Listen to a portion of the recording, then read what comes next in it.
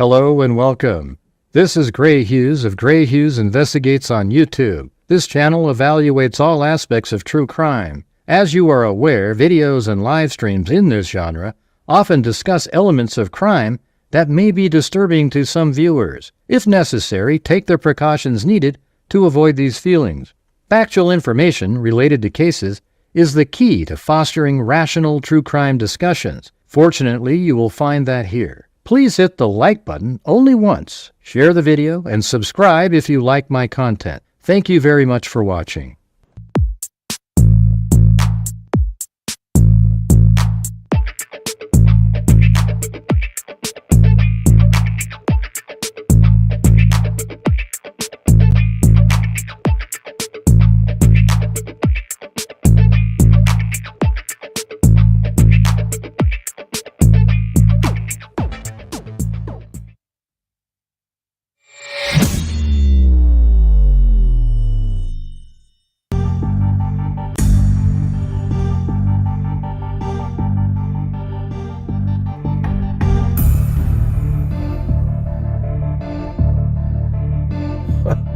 What the heck?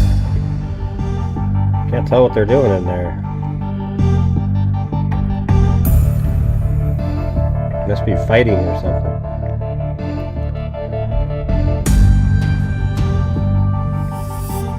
I think Clancy's in there. Yeah, look at that. See? He was in there.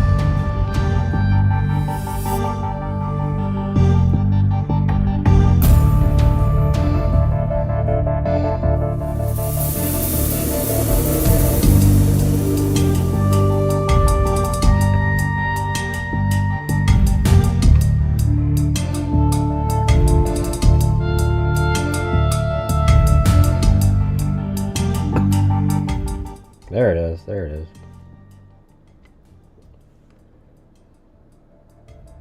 I'm not sure why Sandy said she was teary-eyed when she was sending me an email. It's just we've gone over that case 100 times. The Bowmeister case, the serial killer.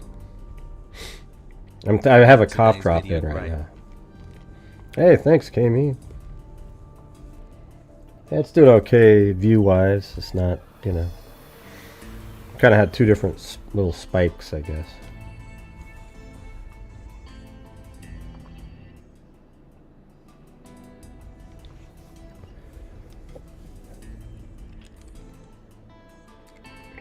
So we've covered the Bowmeister serial killer out of Indiana. That's not what this show's about, but her Bowmeister. And he just looks like a totally normal guy that killed a whole bunch of people. And they have all these bones on, you know, they've discovered all these bones. I think he took his own life, but they found all these bones on his property. And they've identified 10 people.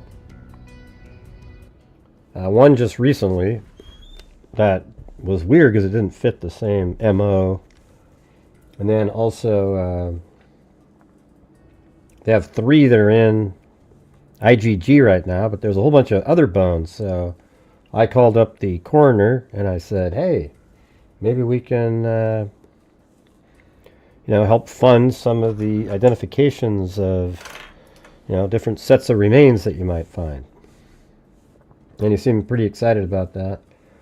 And so I gave him Dr. Colleen Fitzpatrick's number. It was cool. He actually answered the phone, you know. So Doc gave him Dr. Colleen Fitzpatrick, and you know they're the ones that work through the details of what they're going to be doing. But should be pretty cool. Maybe we'll get to help identify one of the other victims. Everybody deserves their name back.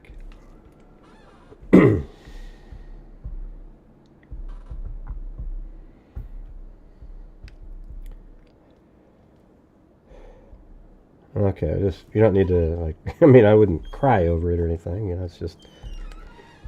Let's see. Hey. Yeah, the IGG stuff's cool. What we do.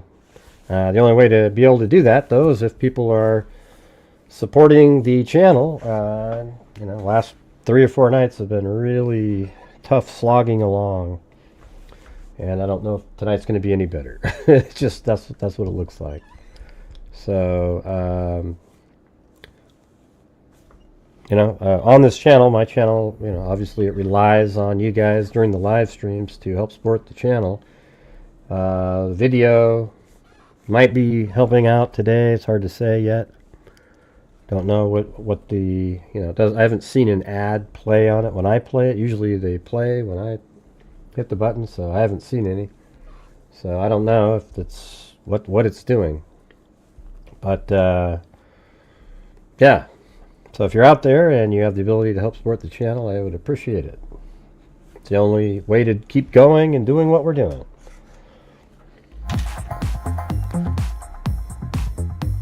Oh.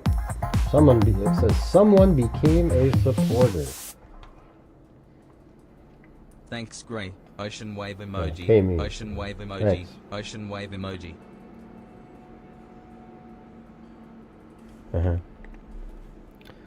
Thanks, Alley Cake.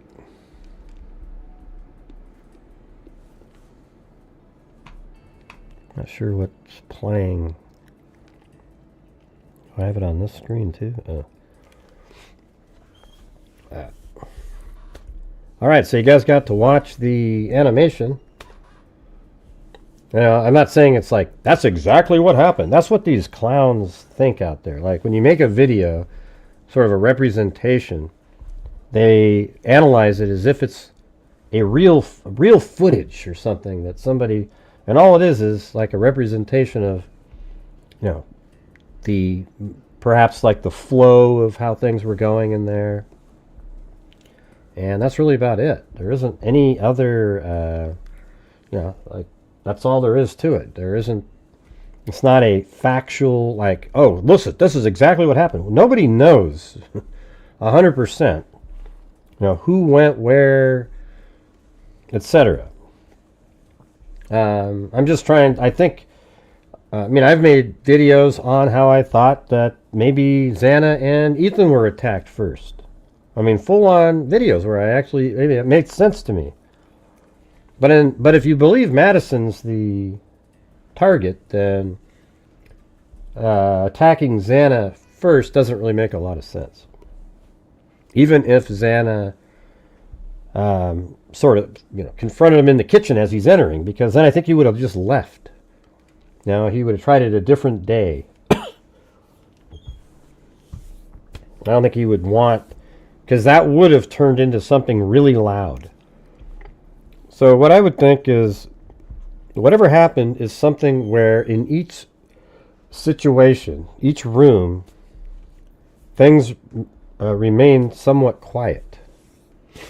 And I still struggle with the whole, how it all went with Ethan and Xana.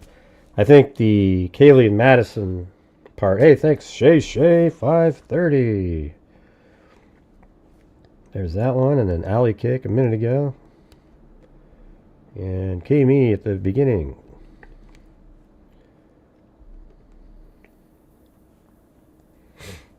Alright.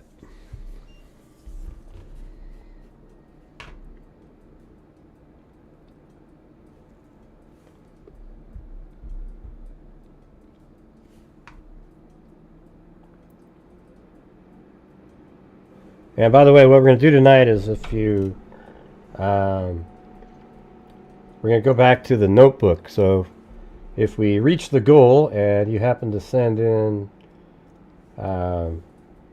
super chats of 5 or more, you get put onto the spin list at the end. So we spin at the end of the show for notebook.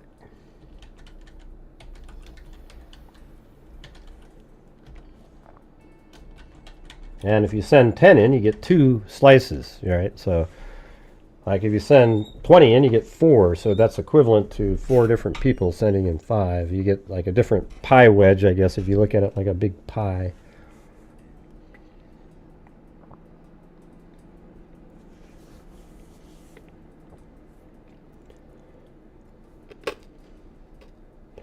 And by the way, mods, I unblocked a lot of people because sometimes I don't even know who's blocked because I'm not blocking them. So I'm just going to go through and unblock most people, except for ones that's obvious, you know, like somebody using somebody else's name or whatever. And then we'll see, you know, it'll give you guys something to do anyways, you know, when the trolls come back in, you go, ding, ding, ding, ding, you know. Makes it more fun. Hey, thanks, Kathy Giles. So that's 2 right there.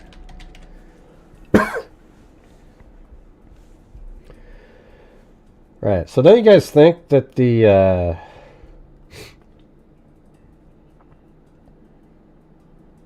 I mean, there was no screaming heard by Dylan, right? There's no yelling really loud. I mean, not that we're aware of. So doesn't it seem like in both situations that, you know, at least 3 of the victims, it's really quick and they don't know what's happening. Yeah, I don't know about, you know, the Xana thing is still, you know, I mean, I think I almost want to make another one at some point where she goes upstairs, she sees somebody, then on the way down, that's when she says, hey, somebody's here. So I could change the order of, like when she's coming down, she goes, hey, somebody's here. And then she walks to her room, but unbeknownst to her, Koberger is sort of like coming down the stairs, and maybe she does go into the bathroom. Then he goes into the room and, you know, attacks Ethan or something. I mean, there's a million different theories you can come up with, you know, because now I'm sort of open. Now I can do another. I have the scene built with the characters there, and I just have to update animations and things. It would still take a while, but I think I have a different project first.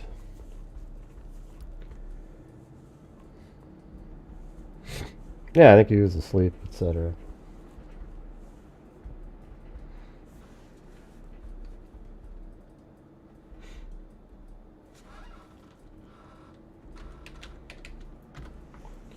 Yeah, let's see. Somebody sent a coffee. Gary Ridgway. You know, that's Ted Bundy for sure.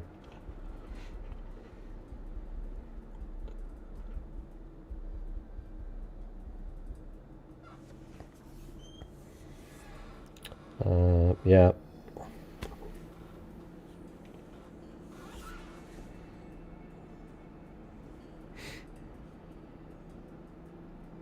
My chair is kind of squeaky now. I can hear it. It's like,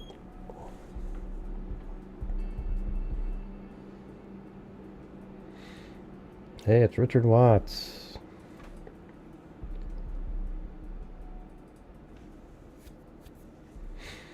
You know, somebody said today, I wish you'd made the video brighter because I couldn't tell where people were. And it's like, I don't know, man. I feel like I've covered the case and the layout so many times that at some point I just have to kind of give up on helping. You know, I just I don't know if I can do it any better than I've done it. Hey, why did Ted Bundy type in K-me? What happened? But thanks, Ted Bundy. I guess if you win a notebook, you're going to have to tell me where you live.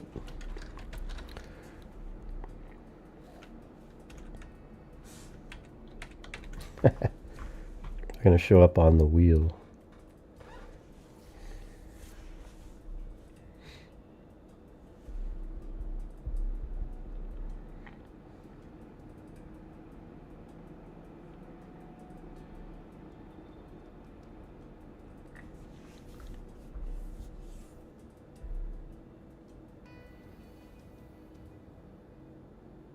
Yeah. So I wanted to talk about, what did you guys think about? Like, what would you... I mean, doesn't the beginning of it seem about right? Like, he goes upstairs. They're in the room up there. And then things evolve from there, right? Oh, man.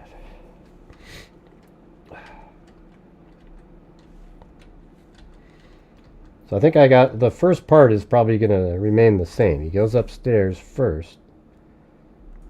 Now, I've had other theories where Xana sees him coming down up the hill up there and goes, "Hey, somebody's coming." And then she goes this direction. But then it seems just ridiculous that he would go follow that person and then go kill him really quick and then go do the upstairs. And yeah, I just think it's pretty. It's somewhat. I think it's close, but I can come up with a different way that Xana and Ethan, that scenario went. Hold on, I got a message from Erica Pillsbury.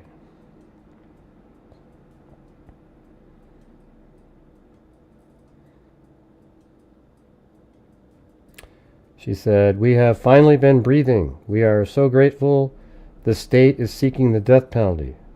I appreciate so much that you began the first conversation of Mercedes' death. We made a statement that went out to all the news, but we are willing to actually speak to you." It says, "We respect, appreciate all that you've done for us." See that, you guys? I mean, we actually make a difference as a channel. Unfortunately, I've been relegated to covering the popular cases, or the channel would collapse. We have not spoken to anyone else, and we are willing to speak. Oh, cool.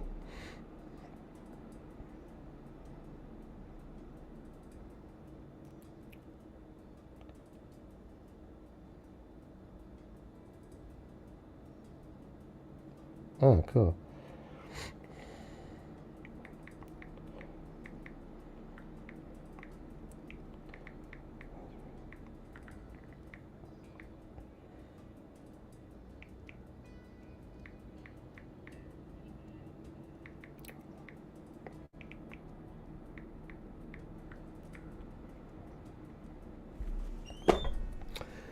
Pretty cool. That's the Mercedes Vega case. That's one that we covered at the beginning quite a bit. And well, it took them a long time for it to ever make it to the public, but this is a lady that was Mercedes Vega was like a student, but also would do, exotic dancing, etc. And she was just going to go out one night.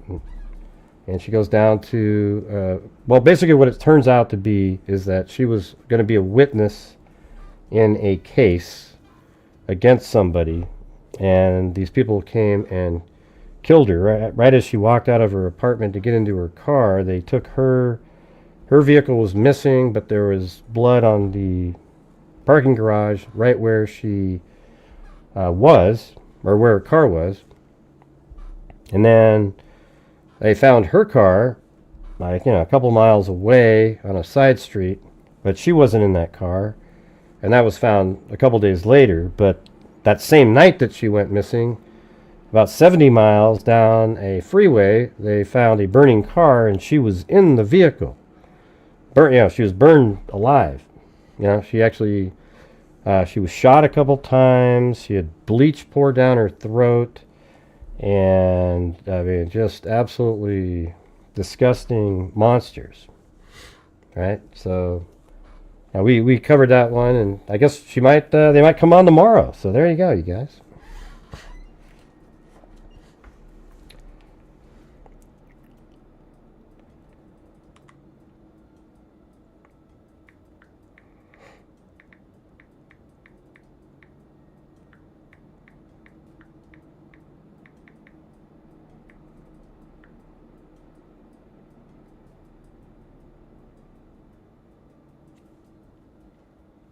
Yeah. Very cool. Well, it's a case that we've covered here for a long, months and months and months. We, whenever there's updates, we go over it. So, anyways, that person got, they finally found out who the killers were, and they're going for the death penalty on this person, and, good stuff. Good stuff. That's how it should be. Yeah, the bleach, we always wondered what the bleach was for too, but it turns out now it's just like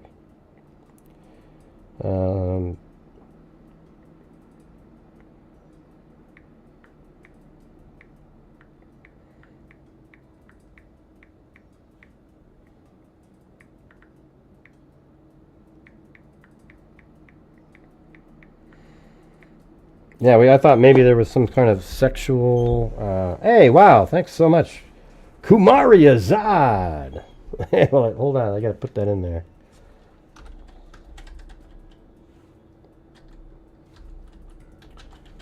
Thank you. That's going to be 20 pie slices right there.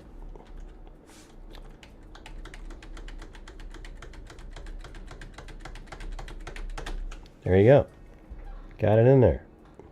And then was there one right before that I missed? Then Shay again.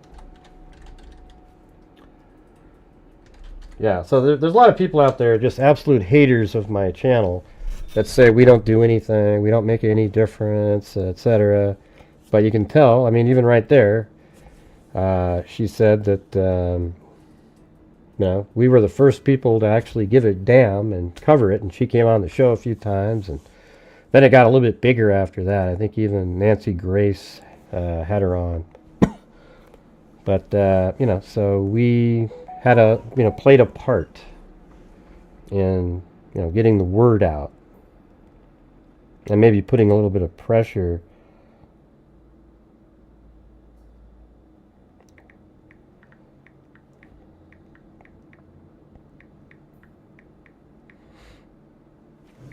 and maybe we help put some pressure on the case. So, that's good.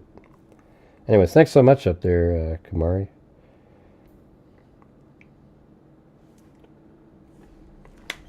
We don't have any channel memberships yet tonight, you guys. 0. All right, so let's see if the generous freaks out there can get some channel memberships.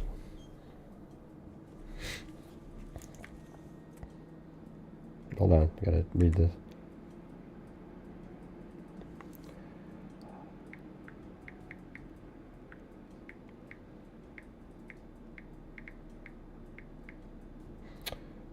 Let's see.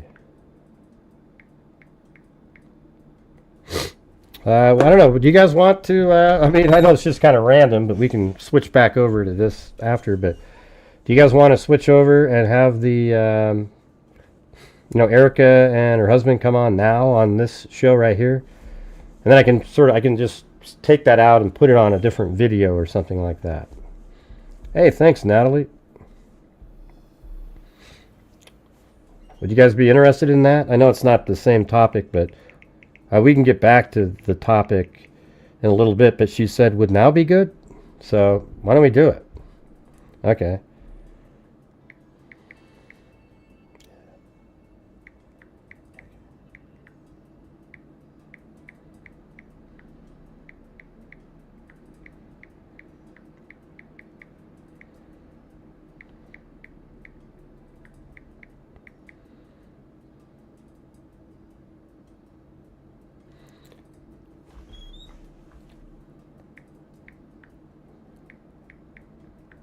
All right, so I'm gonna send the. That's pretty cool. I like it because I'm using StreamYard tonight randomly, but don't forget to help support the channel, you guys, during the time they're on.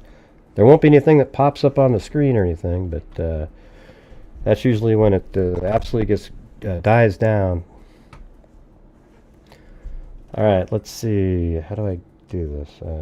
Invite, copy.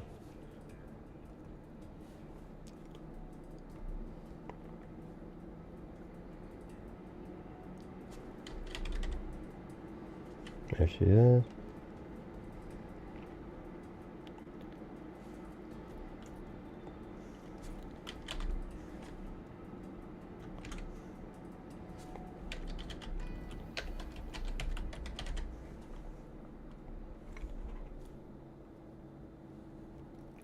Okay, I think I just sent it.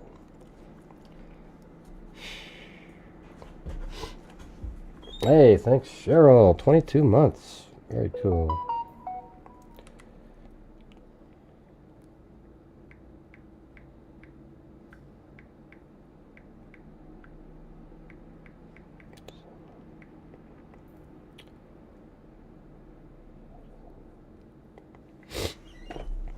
She's emailing me, texting me, so I don't know what she's going to say next.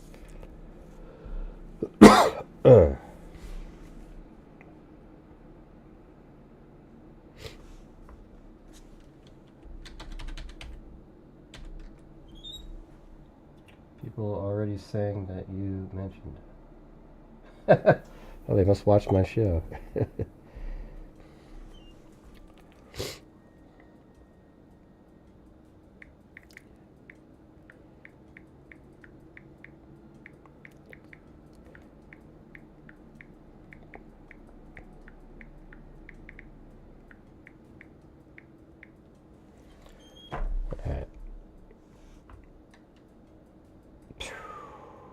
There it is, Mercedes Vega. I'm going to go over to the that area. Mercedes Vega.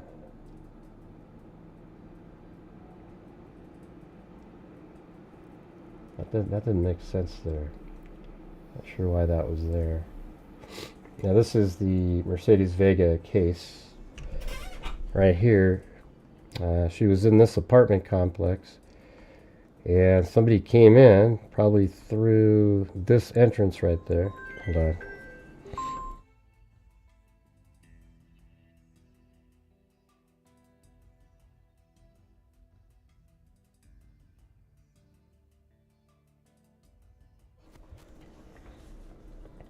Let's see if I can find the folder. Might be somewhere else now, because I archive over time. Oh, there it is. Let's see. That's not the main folder. Maybe that one. There we go. Maybe that one. Yeah, like I have a whole bunch of files, the 911 calls that came in, etc. This is Mercedes Vega right here.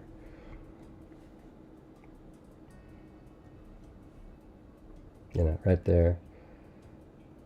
And she was just absolutely just horrendous what happened to her. So this is her that night. She's just normal, you know, like just going out right after this. Like within probably 30 seconds of this, she got abducted and hit over the head. There was blood on the ground, and they abducted her straight out of this apartment here. Like she goes over to her car, which is right over there, and I even have a video of, so imagine that. See the little stripes on the ground right there?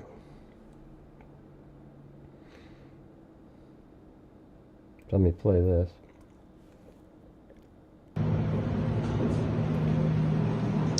Right, those are them right there, the same stripes. So where she would have walked was just like this, over here,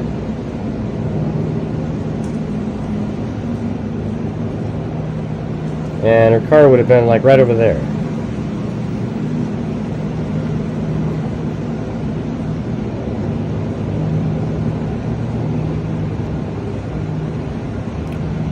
I think maybe in this 317.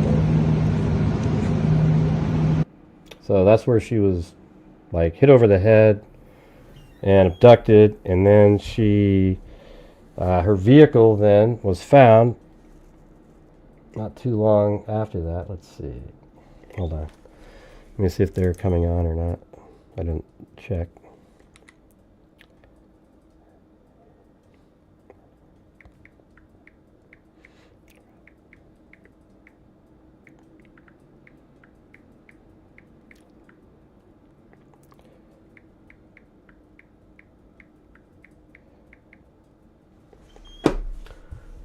All right. Well, as I can see, it's absolutely died down all of a sudden. Hey, look at Cheryl gifted a membership up there, though. That's cool.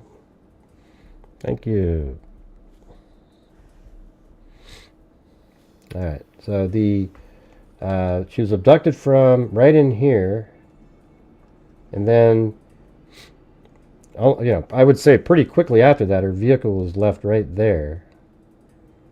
And then she was transferred into a different vehicle, but it was a vehicle that was like a salvaged vehicle.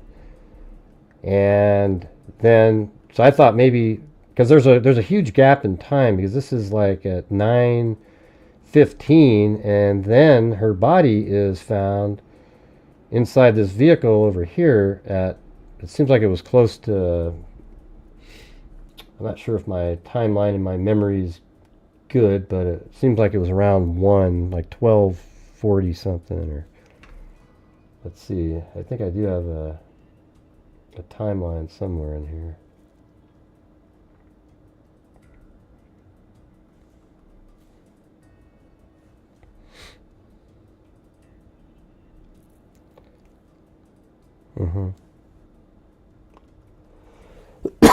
Oh man.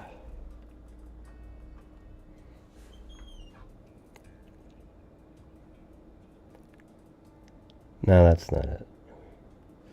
It's looking, I do have a timeline on one of these folders.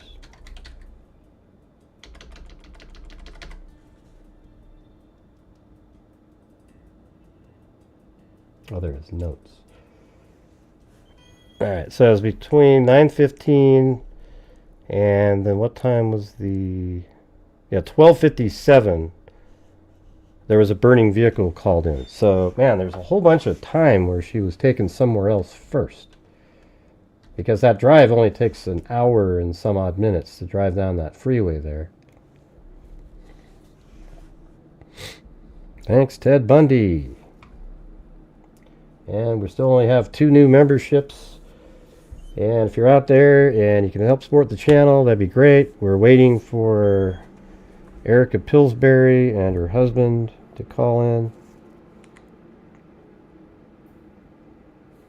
Oh, let's see.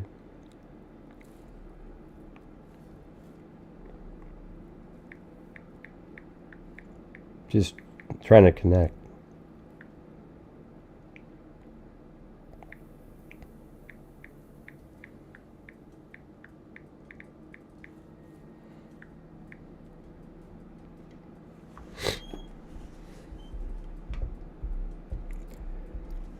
And trying to sleep off this cold. Okay, I'm going to send it again.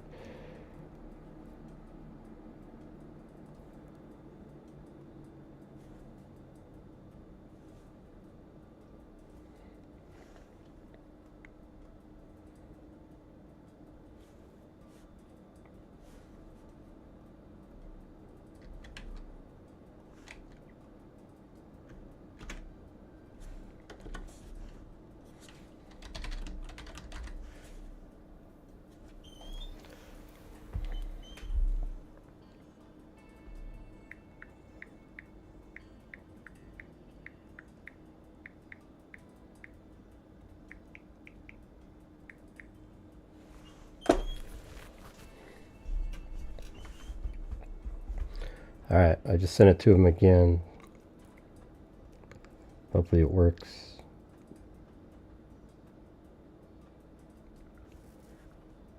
Wait, where am I? I think I lost my StreamYard connection.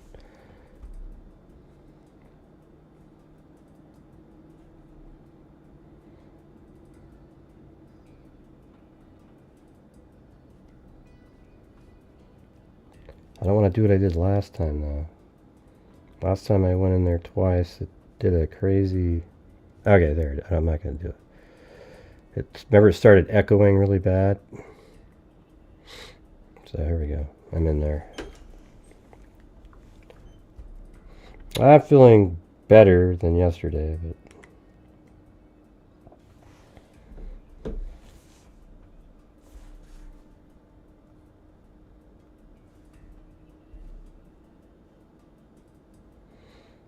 For a friend, but would anybody go on a date with a guy named Ted Bundy? Probably not.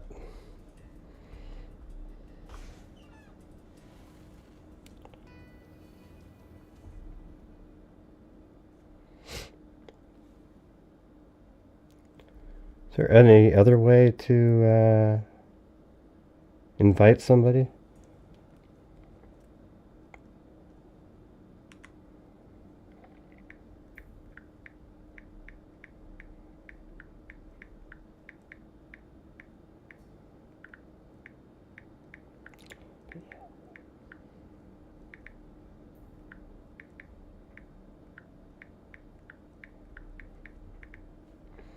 Well, maybe we might have to do a phone call instead, I guess.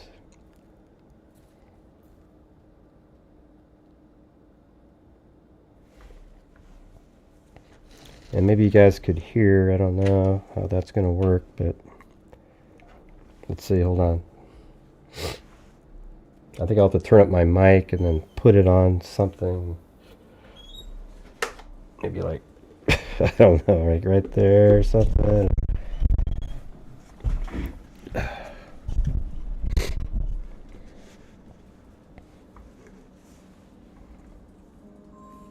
Here we go.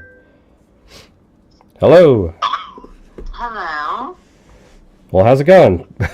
This is we're doing the show, but I don't. I've just got a mic that's gonna have to try to pick up what you're saying. Okay. I'm not sure what I need to do differently, but I've been trying through StreamYard. Well, it seems like when you click on it, what does it say? What does it say when you? It just says, "Oops, this page in Safari isn't found." Oh, well, maybe you can use a different browser, or. Yeah, copy link, and then I put it into Google. Yeah. And it's not wanting to do it, but we can try again. Here. Hold on. Let's try. Go. Entering the studio? No. Well, you would say yes, wouldn't you? Well, it says no. What do you mean? It says enter studio, no? It says enter studio. I said yes. It says no. Huh.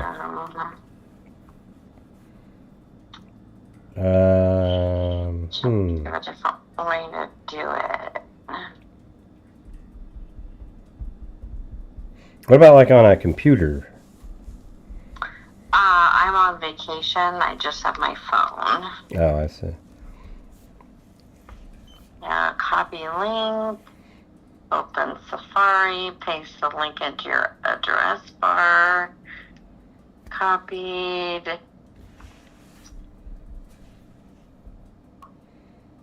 Paste. Go.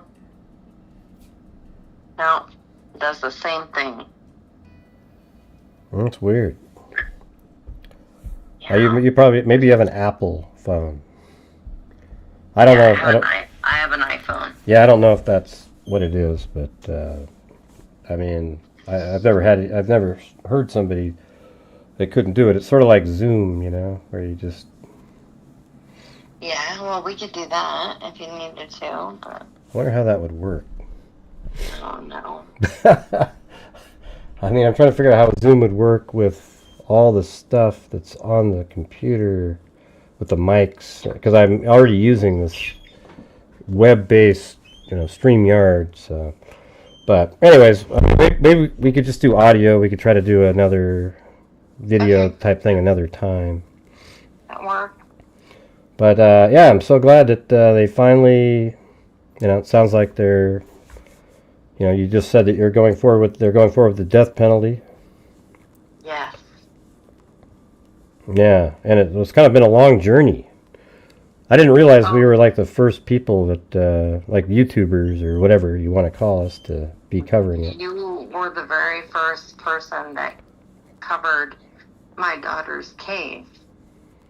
And therefore, I wanted to just speak to you and your audience, because you were the one that helped me make her case important.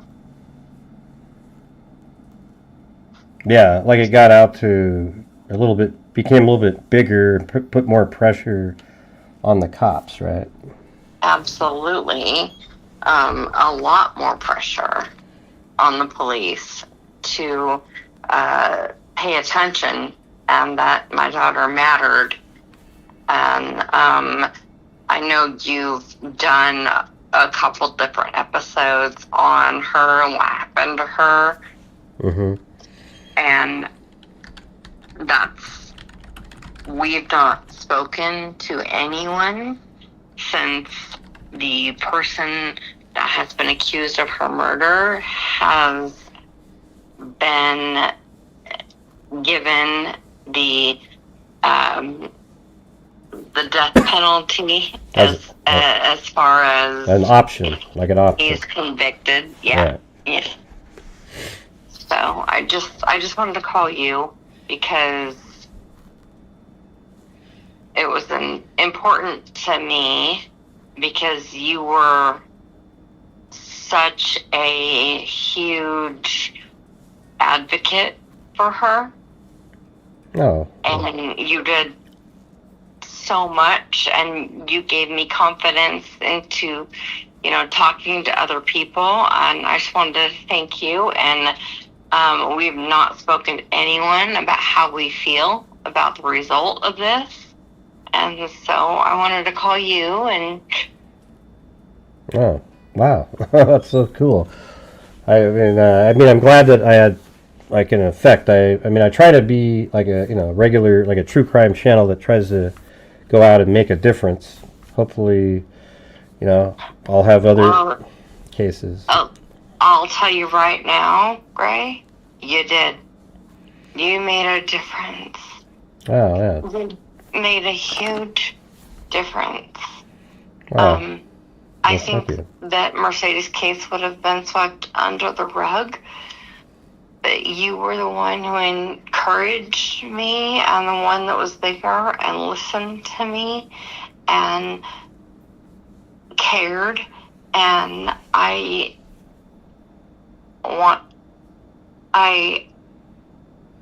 so appreciative of you. Oh, well, I feel, I'm not sure even what to say, but I'm glad that I was able to help like that. Is there any chance, the thing is, there's been so much that's gone on. Can you, what is, just in short form, what was determined, what happened here? She was supposed to be a witness or, testify or something? Yeah, right. She was supposed to testify after being held at gunpoint by Cujo Young, and she was supposed to identify him in court the next day, and that is the day that they snuck into her parking garage and wow. So the very next day after she was, the night that she's going out to, at 9:15 she's leaving, the very next day she was supposed to testify. Right, when she was leaving to go to Dave & Buster's, mm-hmm. It's the night before court. Right, so the very next day, she would come home, go to sleep, get dressed, and go to a court hearing, right? Yeah. Yeah. Man, I didn't know that piece of information at the beginning, or I would have been like, that seemed like it would have to have been related, and then it sort of makes sense on some of the stuff that happened to her out at the, in that the burning vehicle with the bleach and everything. Like they were sending a message, don't snitch. That's what the bleach was for, probably. Right. I mean... Snitch. That's so was stupid. Was my daughter a snitch? Hell no. She got held at gunpoint. That's not a snitch, She was held at gunpoint. Her life was threatened. She's not snitching. She's saying exactly what happened to her. Well, that's what's so stupid about it. What's weird is that, it would almost make more sense if they just showed up and somebody shot her to take her out as a witness. But to pretend that That's what I thought. I said, why not just fucking shoot her, in the parking garage? Right, I mean, because the thing is they treated her like she was some, a guy that was in a gang, or like some lady or a guy that was in a gang that got caught with another person and then told on the other person. Right. This is somebody that was actually a victim of and Mercedes had no affiliation with the gang whatsoever. Her autopsy report, the biggest thing in her system was caffeine. She didn't do drugs. She wasn't, promiscuous. She didn't make bad decisions. She was a smart, intelligent, beautiful young woman trying to make good decisions. And she danced a couple of nights a week because it made her a lot of money, and her plan, and she was keeping her money, was to open a gym. That's what she wanted to do. Yeah, no, it sounds like she was really motivated.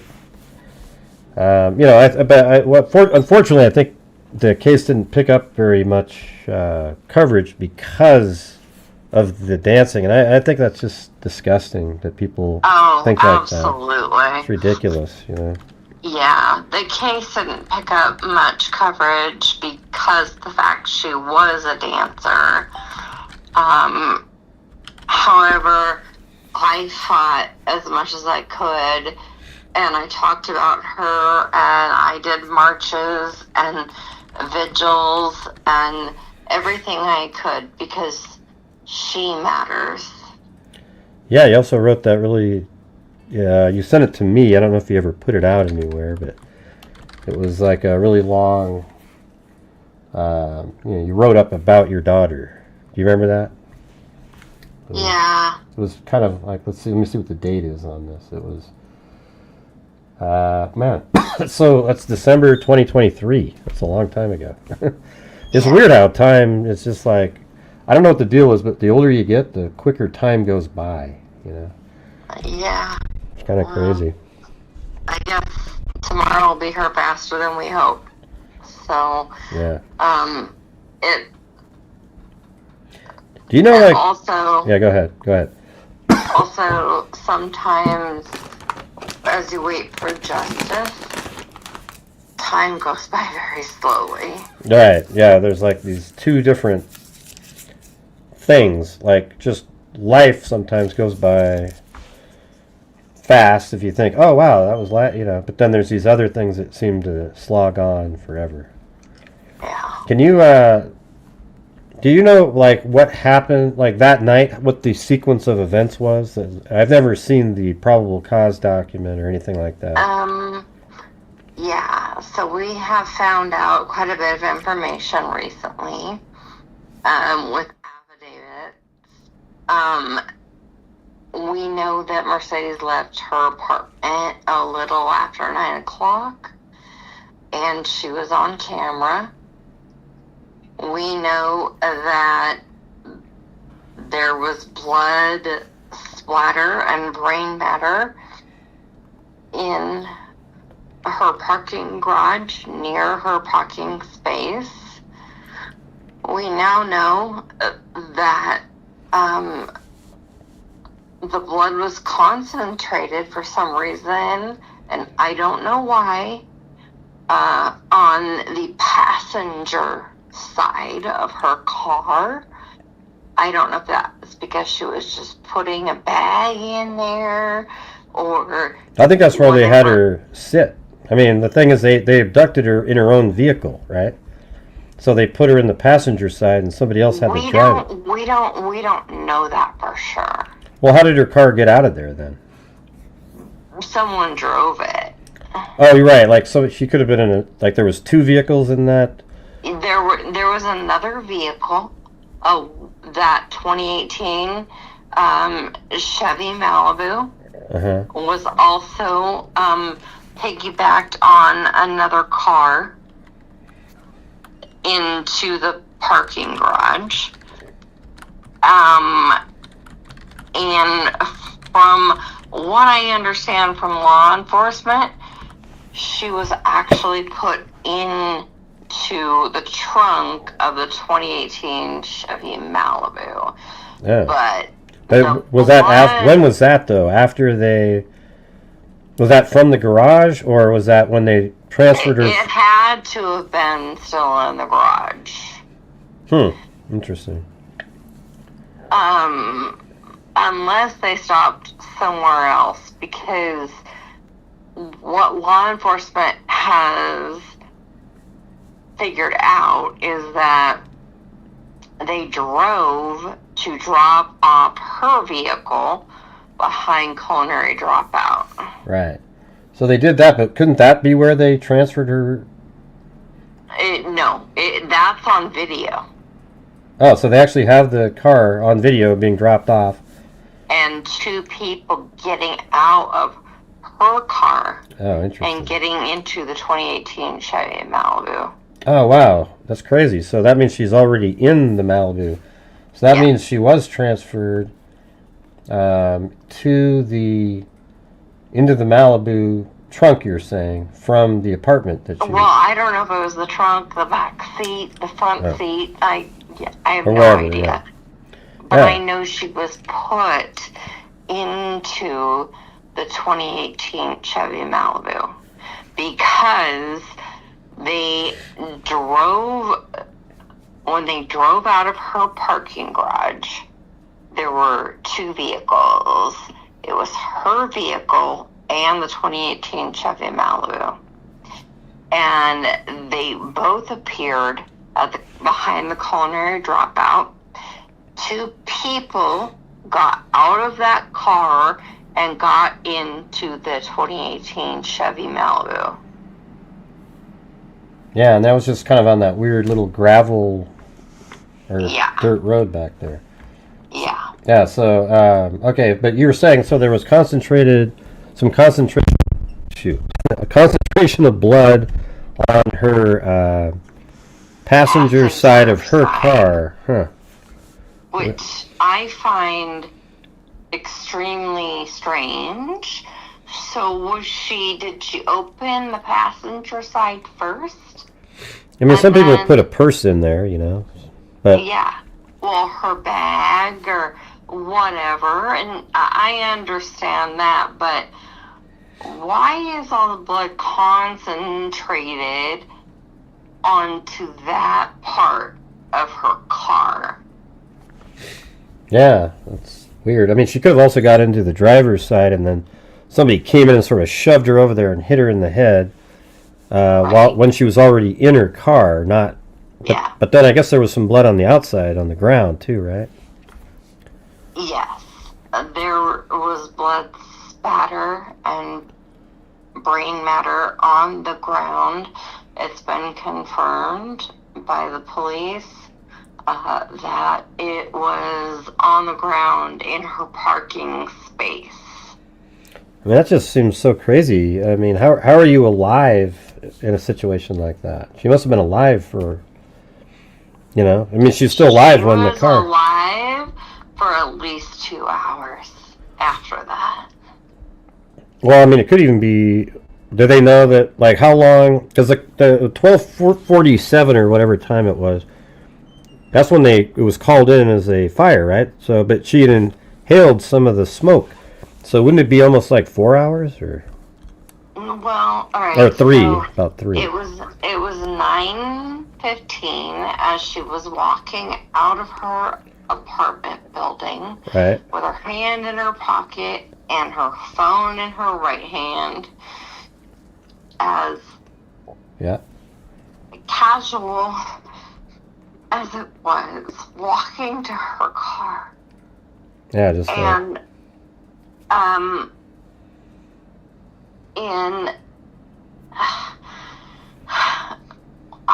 we don't know if her car was backed in or if her car was pulled in forward. I don't know. I wish I knew, because I laid in her blood 3 days after she died. And just cried. So it's like at, I mean, I know it's hard to discuss, you know, but like at 9:15, she's coming out the elevator, but then at 12:50 is when the 911 call came in of a burning vehicle. So it must have, and which she had, is about an hour away. But that means she was probably still alive on the drive. Apartment. Yeah, so she was somewhere else. I know what you're saying now. So for 2 hours, she was somewhere else. And Well, I believe that they drove her car at about the same time and dropped it off. So, and that she was probably in the trunk, or they thought she was dead, as they went behind the culinary dropout and left the car, whether or not it was running or whatever the situation was, parked illegally. Sounded to me when I got that call from the police, ma'am, you need to move your car, like it was running. But Mercedes never put gas in her car, so I have to take every detail that I can, but it could have been. And then she was found 60 miles away in that 2018 Chevy Malibu, white Chevy Malibu, burned alive. And they say the car was on fire, but the car wasn't on fire. My daughter was on fire. Oh, wow. My child was on fire. Yeah, and they put gas on her, and but see, why do you think they put bleach down her? I mean, she was still alive, though, right? I mean, because she breathed in some of the smoke at that point. She was still alive. But I bet you she wasn't awake. That's what I think. I hope to God, Gray. Yeah, I know. She wasn't awake. Have I they? hope she wasn't. I know. Just it's hard to even picture someone having to go through that. It's almost like if you put it in a movie, they would go, it's a little too much. That just seems ludicrous, right? Like, you know, hit over the head, shot twice, bleach in her throat, and then they set her on fire as well. I mean, just if anybody deserves the death penalty, that's so the person she was supposed to testify against. That isn't the person that he's been arrested too, right? The person that was arrested for her murder, that there was a bloody fingerprint found, and this is, the car wasn't on fire. My daughter was on fire. There was a plastic bag in the front seat with a thumbprint of the person they arrested in her blood. Wow, so they actually did a pretty good investigation anyways. I mean, behind the scenes, right? Like they were... I mean, I guess. Also, in her car, they found his DNA. What kind of DNA was that? They never told us. We don't know yet. Wow. So, but what, the person she was supposed to testify against, have they cleared him? No. I mean, he has to have something to do with it. That was Cujo Young. Yeah, Cujo, right. And she was supposed to testify against him the next day for a burglary. He held her up at gunpoint when she was 19 years old, and followed her home. And she pointed him out. She, in a lineup, said, "That's him." And she was supposed to go to court the next day. Wow. And then this happened. So then we realized that Cujo, the person that held her at gunpoint, and Sincere Hayes, the person who killed her or was part of killing her, whose fingerprint was found in blood, Yeah. and DNA was found in her vehicle, Yep. lived about 4 or 5 minutes apart from each other in Chattanooga, Tennessee. Man. So what was that guy's name again? The one that was been arrested, charged with the murder? Sincere Hayes. Sincere Hayes, yeah. I keep getting his name in my head off. Man, so have they ever told you what they think happened between 9:15 and, say, 11:45? No. It's my worst nightmare. I can't. In some ways, I imagine her fighting and pissing them off, and just, like thwarting their plan and doing everything she could To get out of it. away from what was happening. But I don't know. I don't know if she was passed out for a long period of time. I don't know if she woke up and just started fighting. Maybe let's just go with that she was knocked out and she never woke up from the initial attack in the parking garage, because you were saying there's even brain matter there. But she was still alive. They just didn't know it, right? Like she's just kind of barely breathing and stuff. But I know that's not true. Oh, well, Because is there some more information? Or? Because the gunshot through her arm, her right arm. Oh, yeah. I forgot about that. She, I believe, was reaching around the driver or someone else in the vehicle.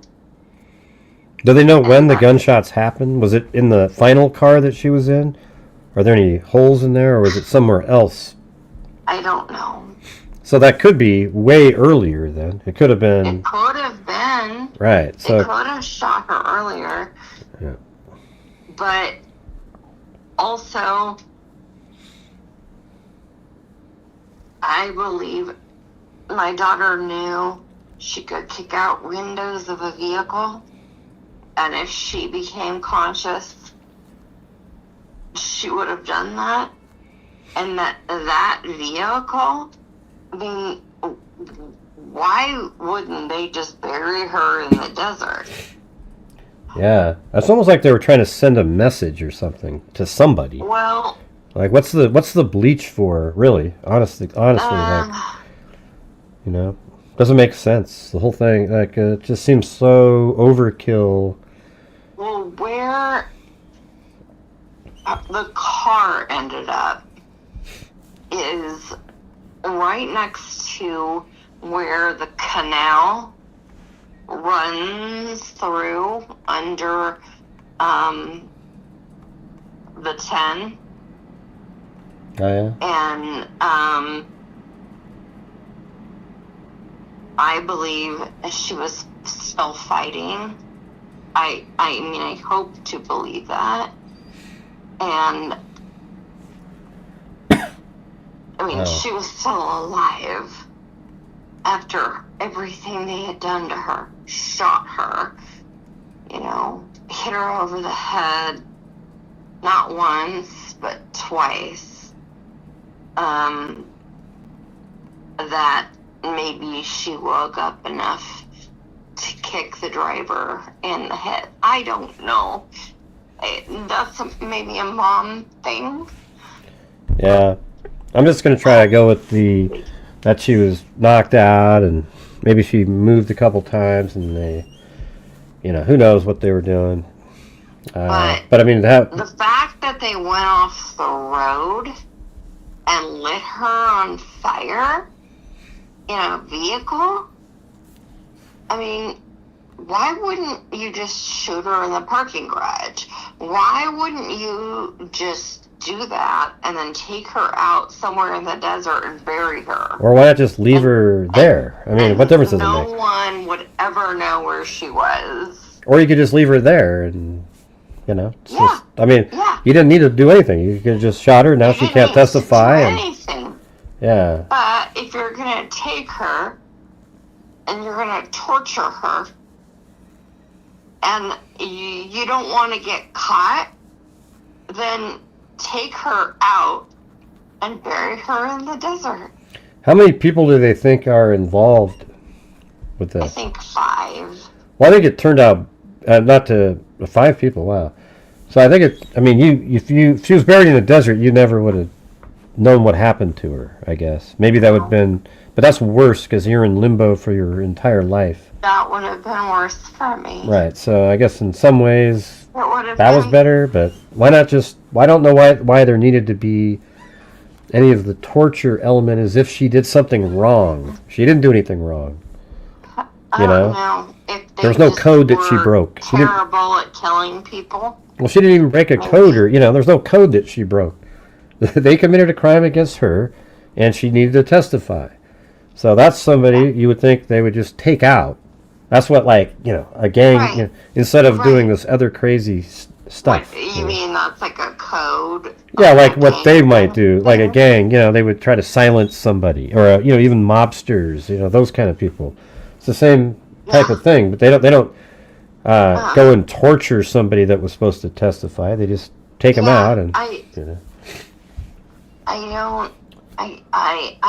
don't know. I don't know if they were trying to get more information out of her, but I was there when she was robbed by Cujo.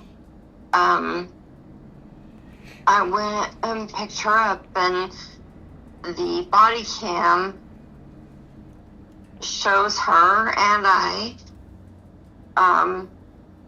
as they came to get her from her apartment,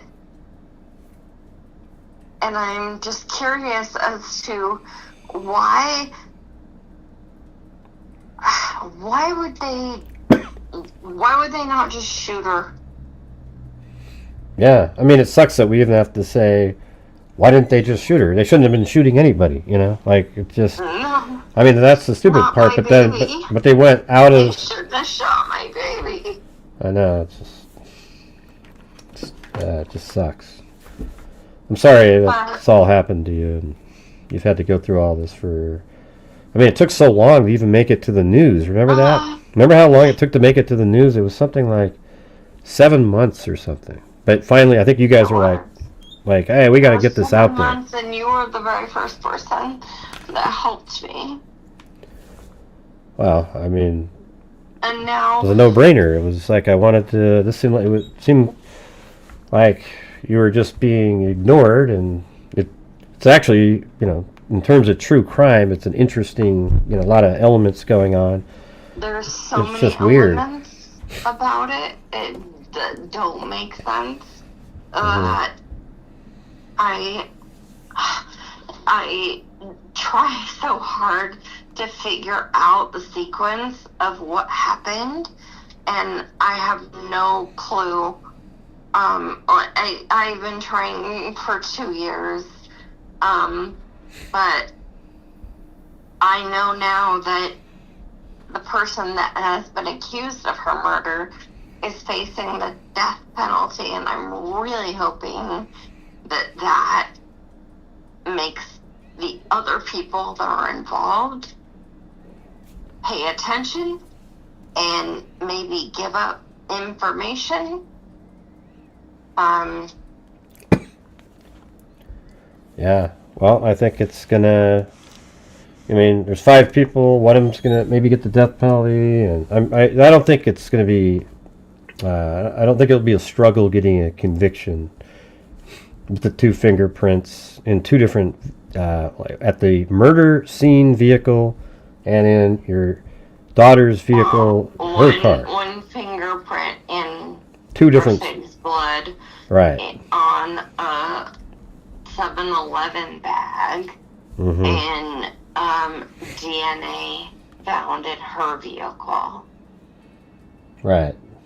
So there's, I mean, he's pretty much toast. But, man. That's all we know.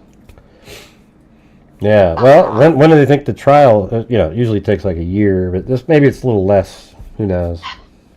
Sincere was arrested on November 11th, Mm-hmm. and there's several other people involved in her murder, and no one else has been charged. Even though I was told it won't take that long and the other people will be charged. It's been, it's almost June, 7 months at least. So I'm again holding my breath and waiting that the other people involved in her murder will be charged. I don't know what the holdup is. I don't know what the issue is. I don't know why they haven't been yet. Well, at least they got the main one, and I'm sure they'll get the rest of them too. But yeah, and I also though this kid was 19 when he murdered my daughter. Yeah, well, it's an adult. Yeah, it's an adult, but he didn't know her. Yeah. She never met him. Well, it seems like he's the hitman for somebody. Right, he's like a henchman or whatever. Right, and I said often that I think the person who hires or gets the killer to the hired hitman to do it is worse than the shooter, because they're just kind of performing like they're not the, I don't know how to really refer to it, but the mastermind, the one who plotted it all, is the person who hired the person. Decided that my daughter needed to die. Yeah, so maybe that's Cujo or somebody, Well, I believe it is. I do believe it is, because he's the only one that was going to lose if she lived. And I understand that, and I know that. Well, he's just part of. I don't know. I don't know if he's I think they're just all part of a similar gang or something. But somebody ordered him to do it. Just yeah. So it's not like it's not like he's a hitman. What are they called? The Pyrus, Chattanooga Pyrus or something. Right. It's not like I don't know if I would call him a technical hitman. Like, oh, he's somebody that advertises on Reddit or something, and people will find him.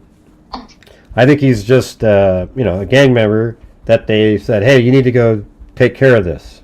Mm-hmm. So he was sort of like I think he's the hitman. A young gang member who obviously didn't do his job properly to kill my daughter, and he fucked up. Yeah, well, I made it so she suffered. At least at first. Hopefully she just got hit and got knocked out. I mean, it kind of seems odd that you're still awake with blood spatter. You know, like you're saying that there was actual brain matter. Shoot her in the arm. So I don't know. Maybe she was still alive, but like She just was completely I out know though. she was. But maybe she was out though. You know what I mean? But she was still moving, but she wasn't really able to function or conscious or anything. So hopefully. I hope you're right, Gray, but I don't believe that. Okay. I believe she. Well, let's hope. kept Let's fighting. hope. Well, let's all hope that though. How about that? Yeah. Yeah. But well, I appreciate you coming on and coming on here first. you know, it's at least I just feel good that we were able to help out early on when there was so little information.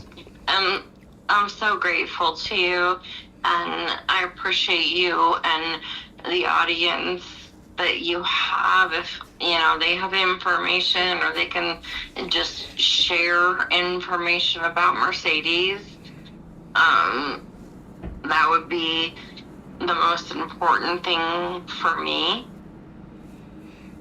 And I just thank you for all that you've done for us. Well, I hope that maybe we can continue to do updates and so forth as the trial comes forward, and then even talk about that. How about that? Just to yeah. At some point. I mean, it's just gonna be this long process, but eventually it'll go to trial, and hopefully they'll stream it somewhere, and we can go over it. I'll definitely cover that trial. Well, it's a death penalty trial in Arizona, and there's already been a decision by the judge that they will allow the media. Oh, well, there you go. There you go. Yeah. Well, cool. Well, I'm so sorry that this happened to your daughter, Mercedes, but sounds like justice is coming, so that's a good thing. I hope so. Thank you, Greg. All right, well, thank you for checking in, and hope you don't have as many crappy days as I think I would in the same situations. You've been suffering for so long. I hope you have some good days. All right? Thanks, Greg. All right, have a good one. All right, bye-bye. Bye. All right. Well, geez, that's crazy. I mean, that case you would think would have had more coverage. We covered it, I don't know, probably 5 times or so over the couple of years there. So crazy. But hey, guys, I noticed again, like I said before, I knew when the call was going to come in that the support for the channel would just drop off the face of the earth. So if you guys could please help support the channel tonight. We're short of the, only got 2 new memberships, etc. That would be great. Thank you. I know it wasn't the, what do you call it, the Idaho 4 case that people probably see the thumbnail about.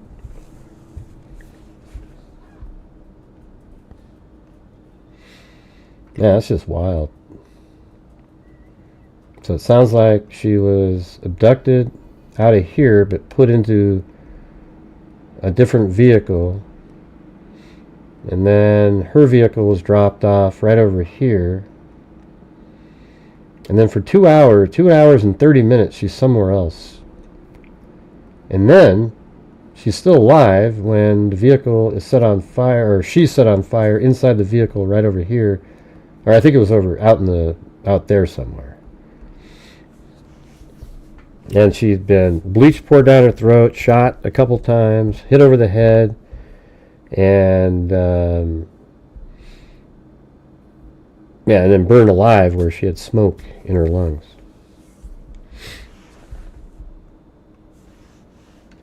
I don't know why they did anything. They seem kind of stupid.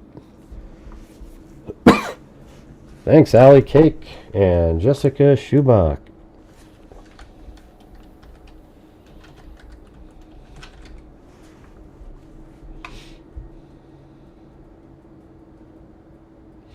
Right, they're not the only case out there. Unfortunately, that's how people are, though, on social media, Natalie.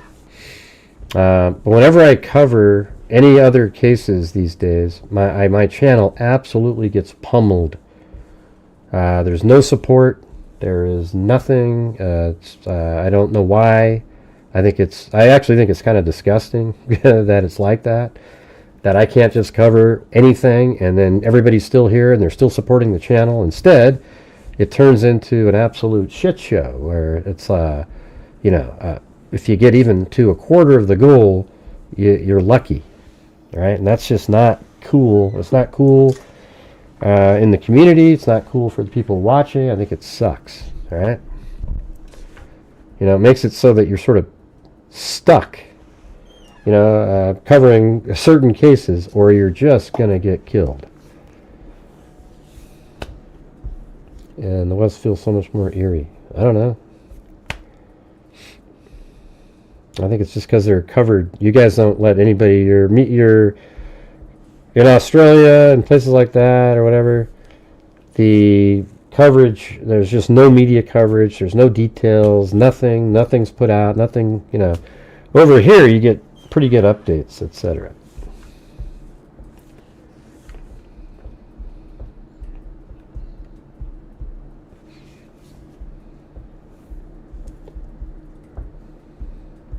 Yeah. So that was nice of Erica to call in, and it was kind of made me feel good that we made a big difference early on in the case to get people to start covering it a little bit. We got the word out there. People started noticing and watching, and I'm not really sure why this case wasn't bigger. I just think it's because she was a dancer. If this was anybody else, this was like a 17-year-old high school kid who was just walking home, and the same thing happened to her. Oh, God, it'd be the biggest story ever. Just bullcrap. There's no way in hell that shouldn't have been a bigger story.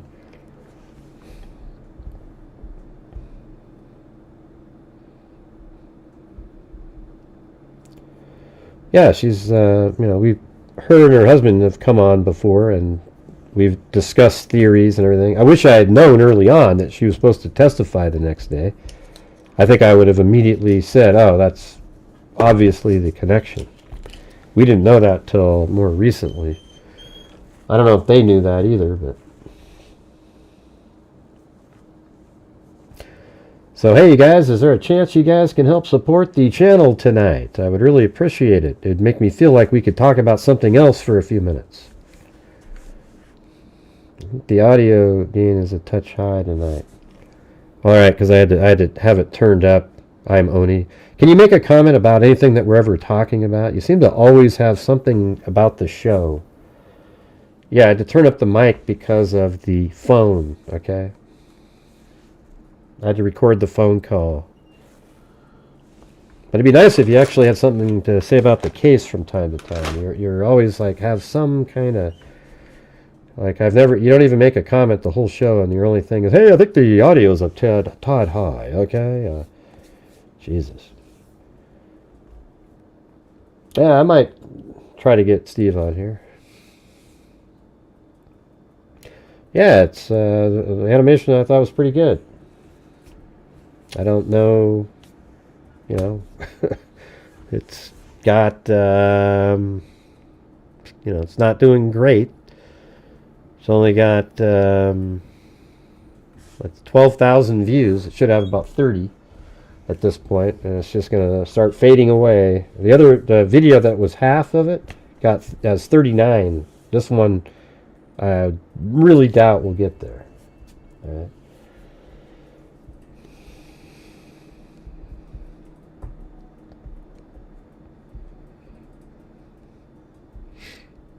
Yeah, I mean, he's already been on so many shows, I don't know what the difference would be,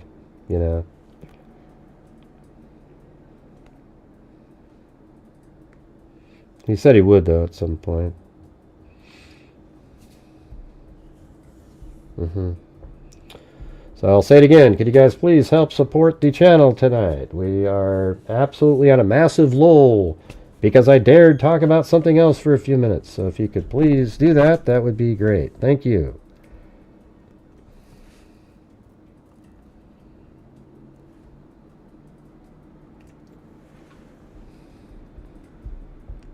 I don't know if it's confirmed, but I think Steve tribute to the Facebook page was temporarily taken down. I don't know.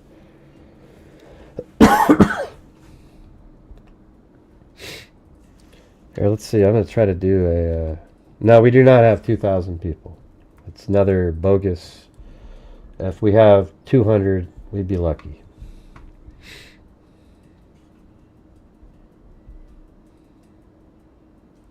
I don't know if you can hear what I'm saying. We're not at the goal yet. We've only got 2 new channel members, and we are struggling. Let's see.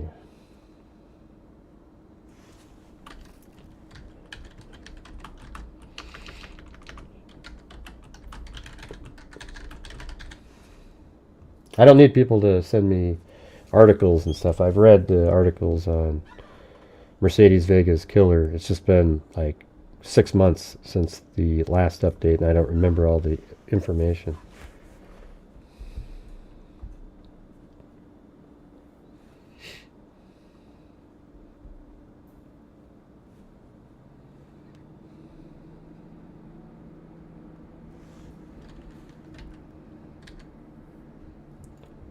Let's see what happens if I...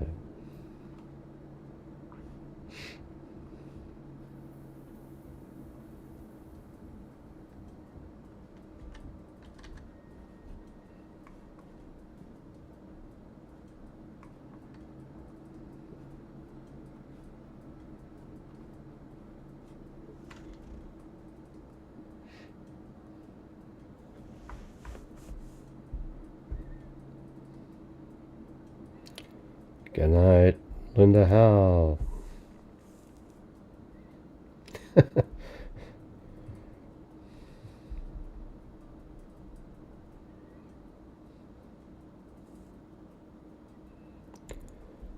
was removed and then put... I don't know about that.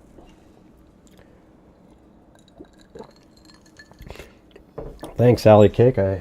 Sometimes I wish other people thought the same thing. Thank you so much. It always feels like, you and a couple other people are always helping, and the other rest just... Let's see...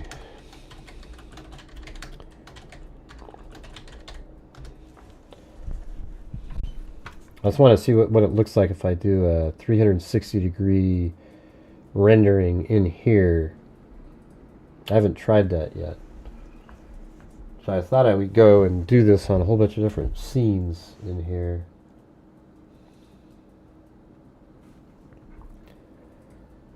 So I have to go to the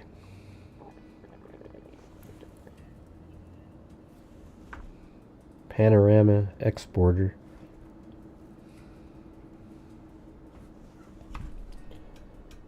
And then over here, these images are huge. So when I render out these 360-degree images, they're like 8,000 pixels wide.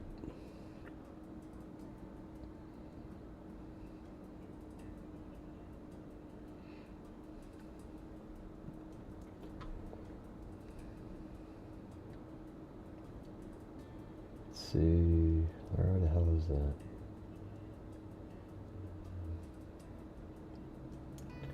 Panorama. There it is. And these images are... Let's see. 7,680 wide. There we go. Where's that? And then I'm going to make a new folder out here.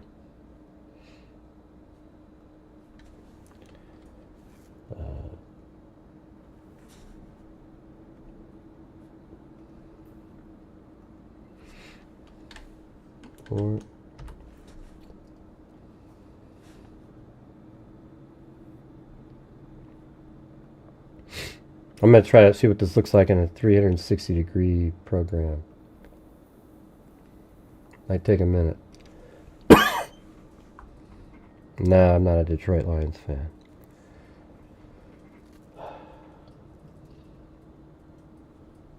Why?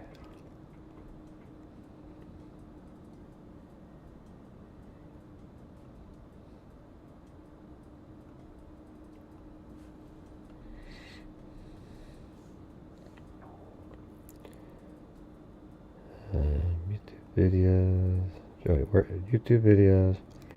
Working on 2022 11/24. Idaho crime scene. 360-degree panorama. 4th, 3rd. Call this one 1. JPEG. Alright, what happened? What's it gonna do? Well, here it is. This is the image. Is it gonna work? Not sure if I have the right camera up. No, that's not gonna work.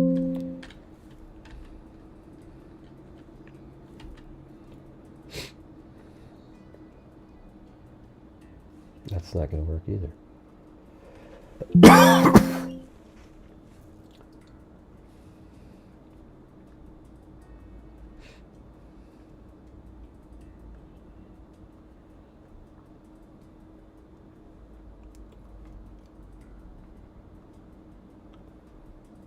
So that should show up in here.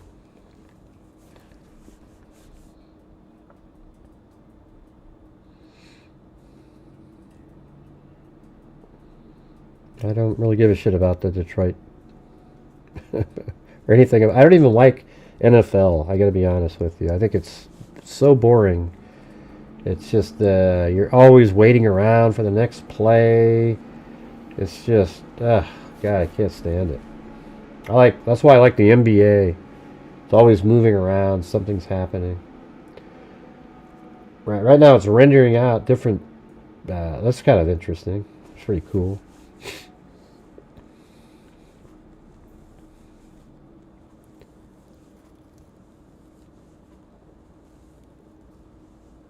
Yeah, I'm just not a fan of it. I don't like it.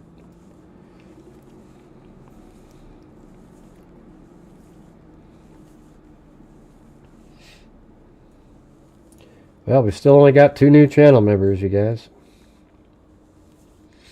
I guess what we're missing are the people the bigger supporters in here who,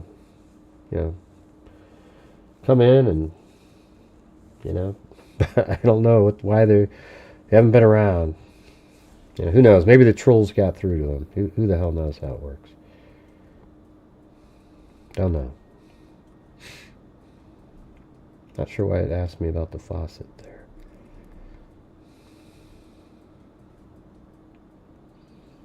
I mean, we had one big one tonight. Other than that, we'd just be...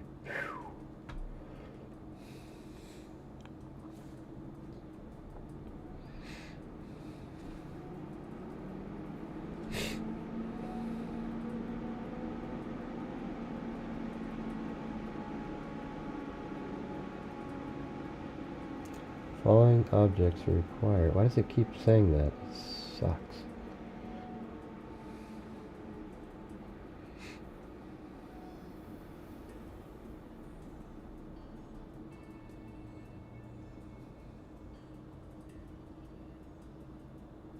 Yeah, and then it stops again. And you have to sit there and keep hitting that? Man, I might have to get rid of that sink. The sink has nothing to do with this.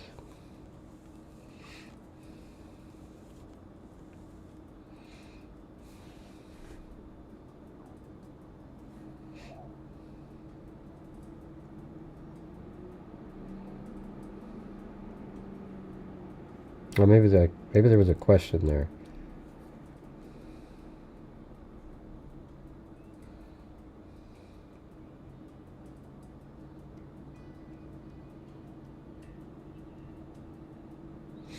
I don't really care, Kate. You know.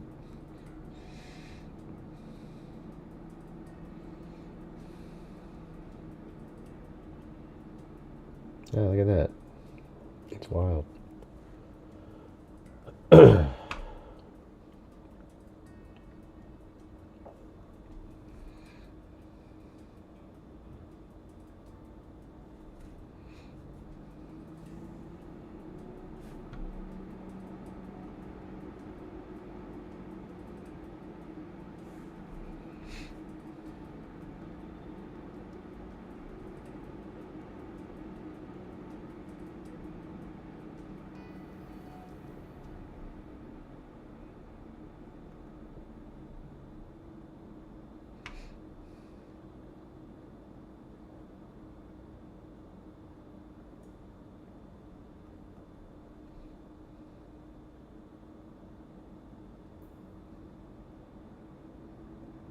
I'm not going to be positive. I don't really care about the Detroit Lions. It's just boring. How do you be positive about that? Hey, look at that. This is pretty interesting now. I mean, you can look around and stuff like that. See? See? Now it's 360 degree. You can look around. Hey, thank you. Don't be a dumpster fire. Let me put that in there. Don't be a dump. I guess there is an apostrophe.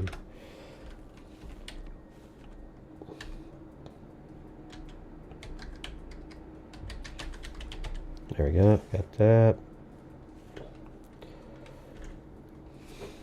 2, 3, 4, 5. Getting in for the spin. Hopefully we reach the goal tonight.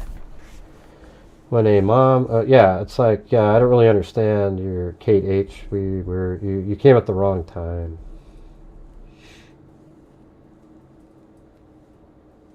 Yeah, well, Kate, I don't even know who the hell you are, but you came in. We were just talking to a mom who lost her daughter being burned alive, and you come in with your little goofy comments about football, okay? So I don't really understand your... Yeah. Nobody, I mean, I think I've seen you here before, but don't know what your deal is. You seem a little distracted.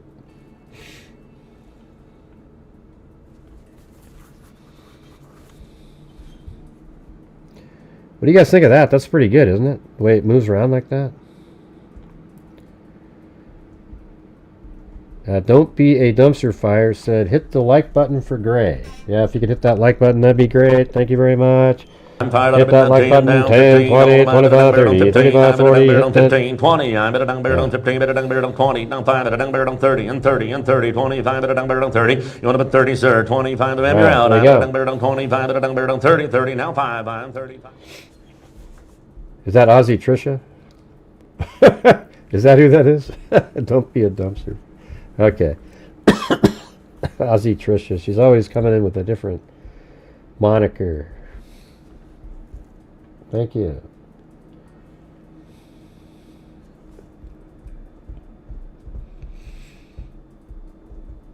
Yeah, so this is like a still frame just from... so I think that's kind of how, like, they said her feet were facing, and then, now picture it like this. You see Dylan running by right there. Just like that. And then what we could do is take that one. That was number 1. I can just take the camera. Let's see. I got to shut that down. Go up in the air here. Take that camera. Move it over here. It's this damn faucet. I'm just gonna apply some stupid texture to it that has nothing. Just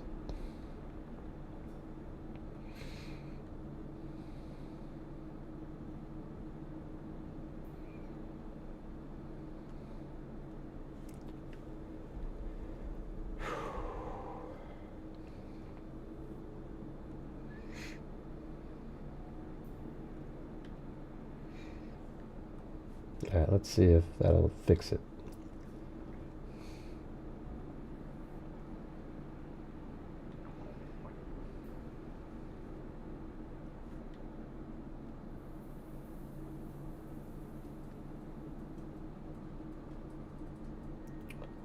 that way. Hey, thanks, Donna! Gifted a membership. Render... Oh, that's not the one. It's this one over here. Change that to 2.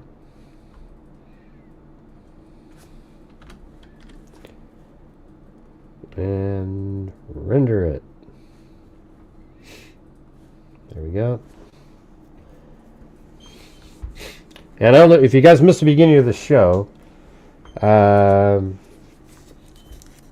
The first thing I brought up was that Sandy Shirley had sent me an update on a case that I've been covering, the Bowmeister serial killer out of Indiana, and talked about how there's thousands of bones that they still haven't identified. And I thought, well, hell, maybe we can help out, you know, because I'm sure they don't have the funding to do that.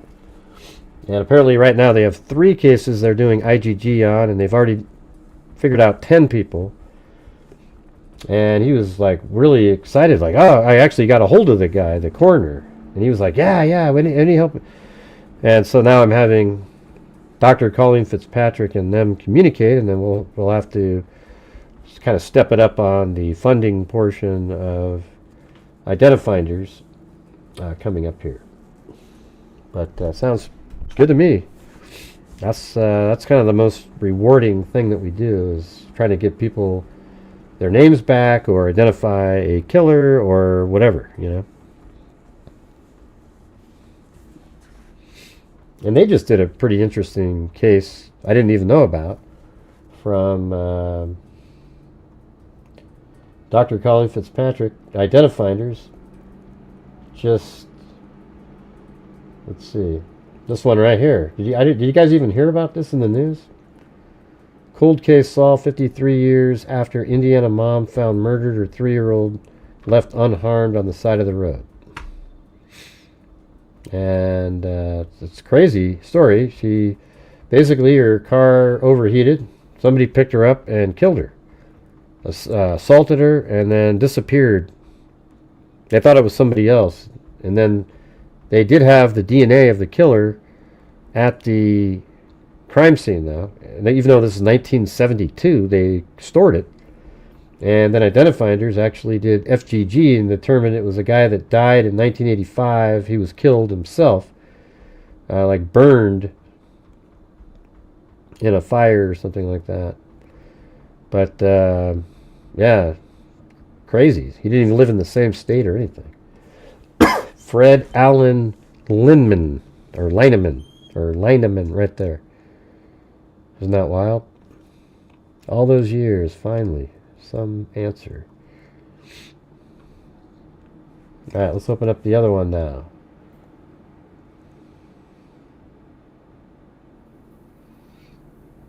I didn't close that down, did I?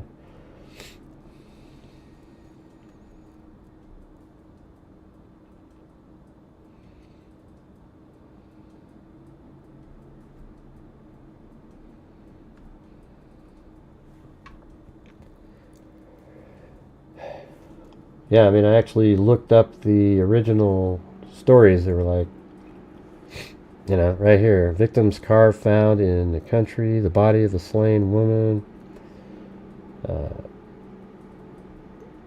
was found Saturday in a remote area northwest of Fort Wayne. Later, her abandoned automobile was discovered by her husband in Grant County Saturday afternoon as he searched for his missing wife. Friday night, Phyllis Baylor, 26 of Indianapolis, and her 2-year-old daughter, Jody, left their home to visit the woman's parents in Bluffton. When Miss Baylor failed to arrive, George Miller, her father, contacted authorities in an effort to find the missing woman and her daughter. Indiana State Police said that a motorist driving along West Road in Allen County, 8 miles northwest of Fort Wayne, spotted the 2-year-old child bending over her mother's body. Mrs. Baylor had been shot twice in the head with a small caliber pistol at short range. Her daughter had received a slight head injury.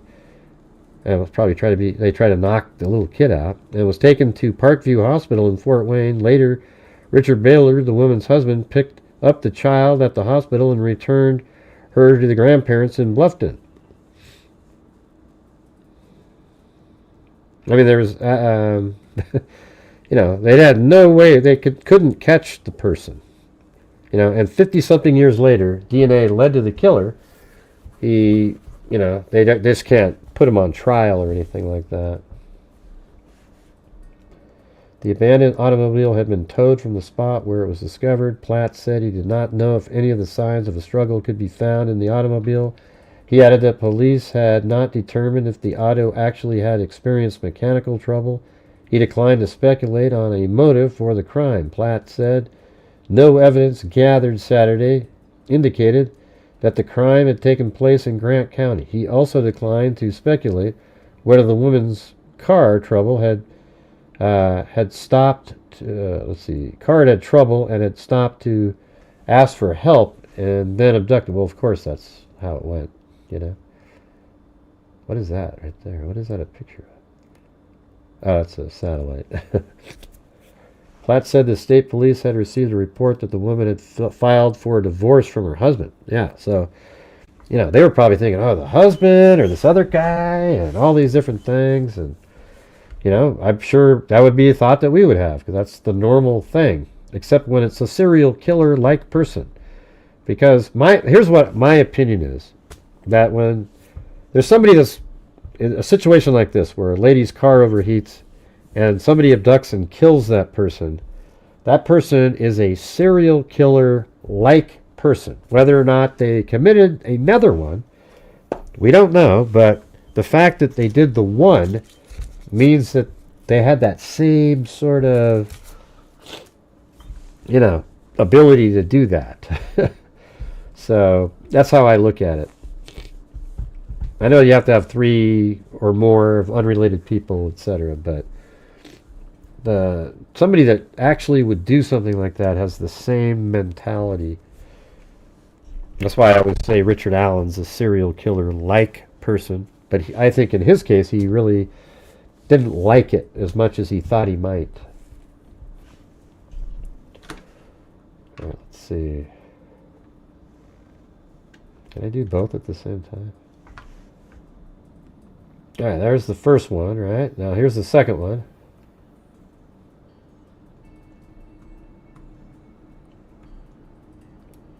Yeah, so look at that. That's right when Dylan is running by. She comes by right here and then goes down these steps. Hey, Cheryl Moran, how's it going? I wanted to know if you ever got my the notebook, and thanks so much. Look at that, you guys. Holy crap. I'll have to put her back up for another notebook spin.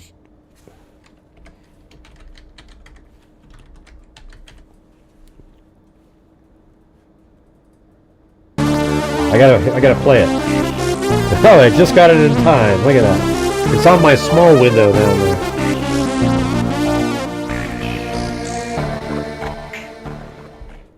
Hello freaks, sparkling heart emoji.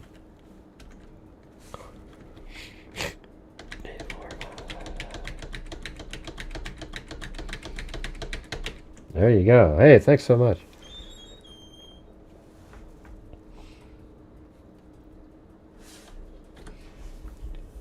Man, my nose, I gotta blow my nose again. Those Vicks vapor things work pretty good.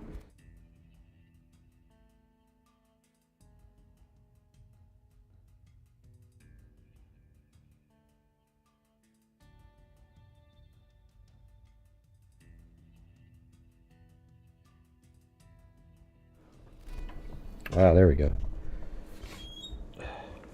Did you get the notebook, Cheryl? Well, look at that. Look how. Don't you think it's pretty valuable to have like these where you can just look around too, and be explaining? Okay, somebody came through there. I don't know if this is accurate. This little dip here. That's just what happened when I was trying to build it. I think I could probably move that up so it's right underneath that.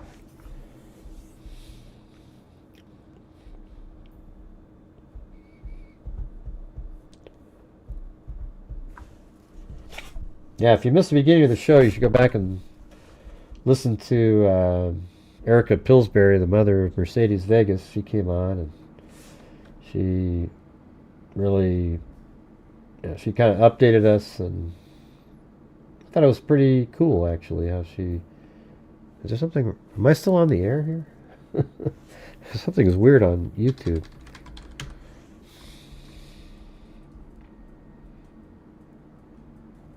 You could tell she was really upset. She was on a vacation, too.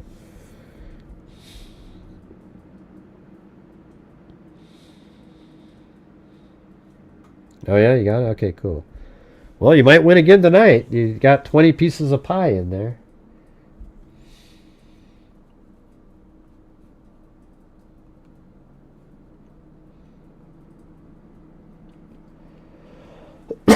Oh, jeez.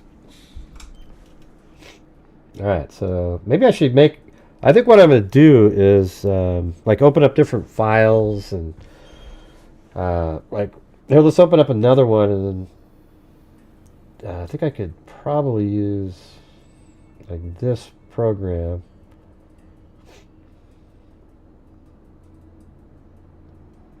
Is that the... Wait, which one is that? That's... I think it's this one.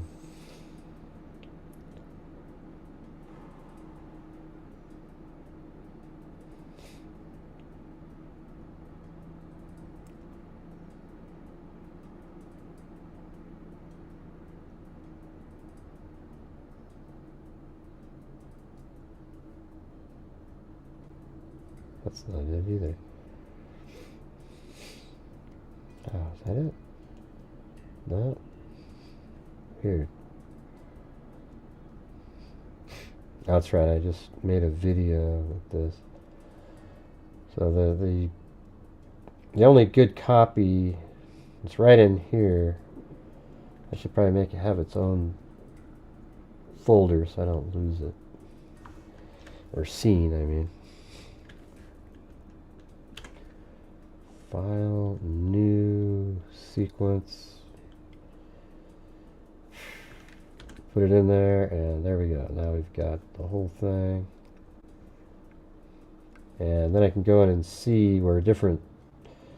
See, when you zoom in on Adobe Premiere, you can see the name of the file. At the beginning, I was being pretty...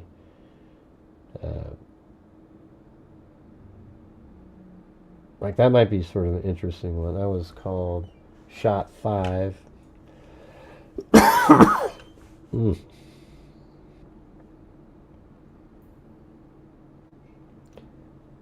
Open. There's Shot 5 there. Hopefully it's the same thing. Who's talking about other channels? Yeah, you can... If you mention them kind of loosely, it's alright. I don't want people watching. It's just amazing how many there are. You know, this one guy was saying, he was like, oh man, could you imagine Gray's microphone? How he breathes into it, it's probably all crunchy and sticky. I wonder if he did. And I went and I go, you know what's weird is somebody who thinks about those kind of things. Isn't it weird that you sit around and think about that in kind of a gross way? There's something wrong with you. You know, it's so they think they're so funny and they're being gross or whatever. But when you look at it, you go, it's weird that you thought of it. You know, and I think you're the one that has a psychological problem.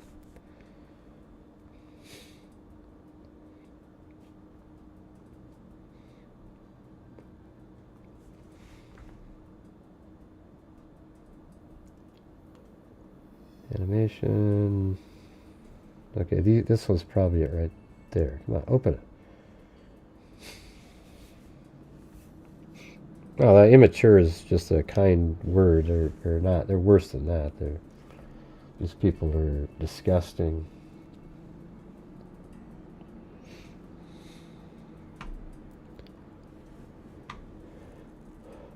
Oh, there he is. Look at that right there. He's coming up the stairs. So if I take the camera, maybe I can put it just like right over there.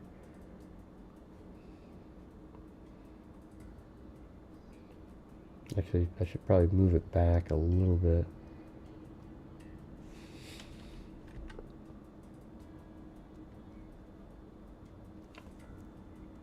Is this still going to work?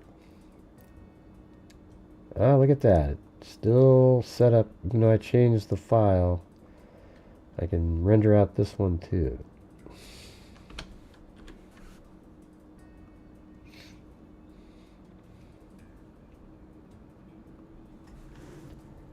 And there it goes.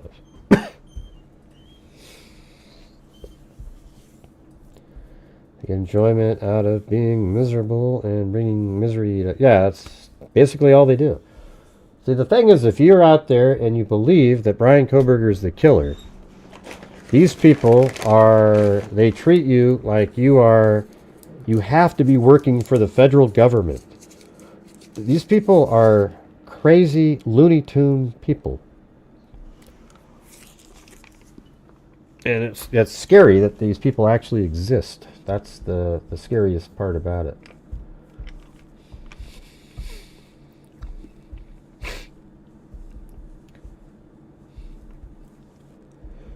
Right, but like if they're on, but like if a whole, like for example, that lady that made the video about me, I noticed that there wasn't anybody over there, unless they deleted the comments, that was like, hey, Gray, yeah, Gray's. I mean, like, there's literally 500 comments that are all negative against me. So, of course, I'm going to say something.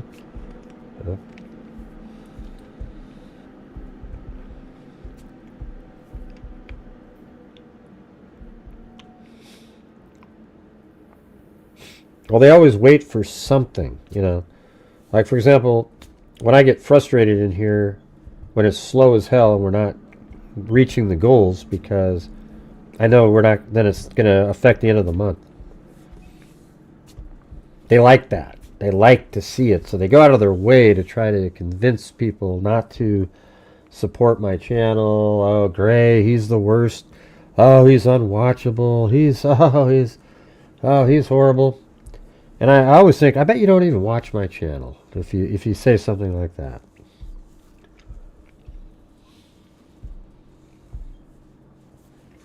Well, there's another one. Let's see what this one looks like.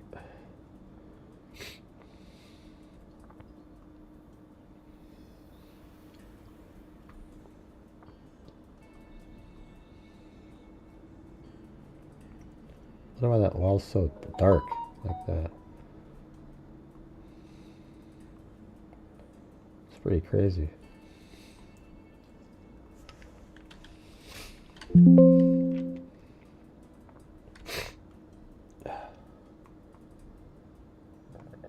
Oh, is that light just right there? That's kind of weird.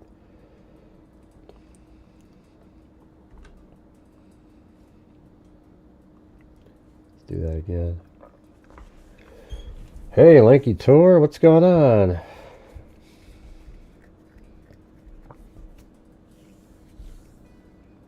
Oh yeah, temporary blackout. What, for electrical issues, you know? Didn't get enough water pumped up there? Or...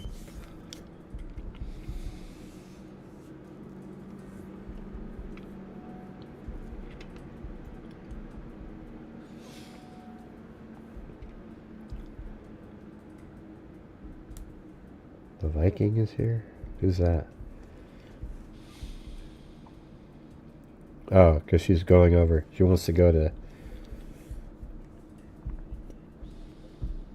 Where did she say she wanted to go? I can't remember. It wasn't Norway. Or, what was the other... I can't remember now. Sweden or something?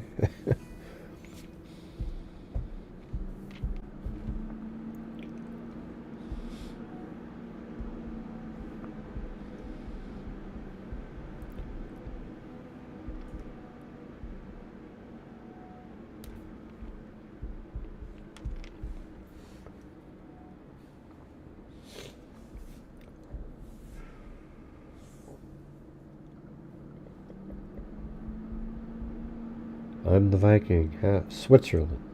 That's not really a Viking. I don't think there's any Swiss Vikings.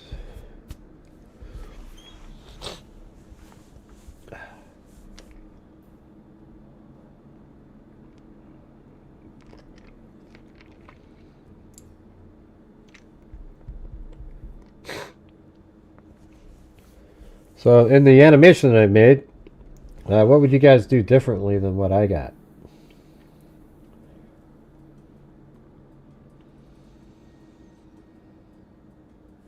Did I shut that down again?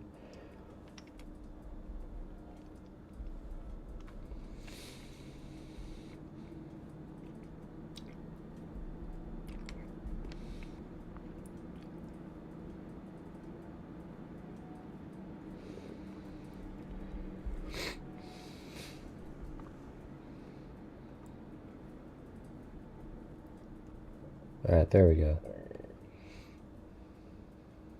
You can see him in there sleeping, maybe. The door probably wasn't open, but he's coming up.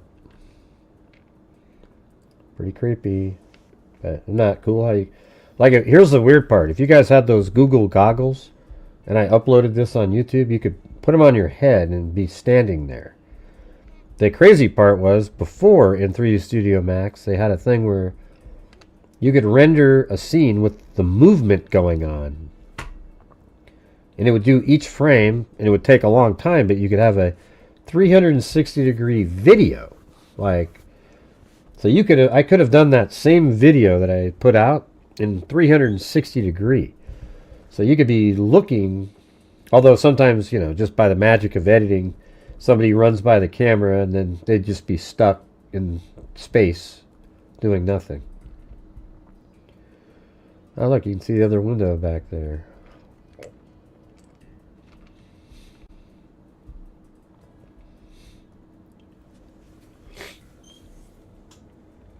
Yeah.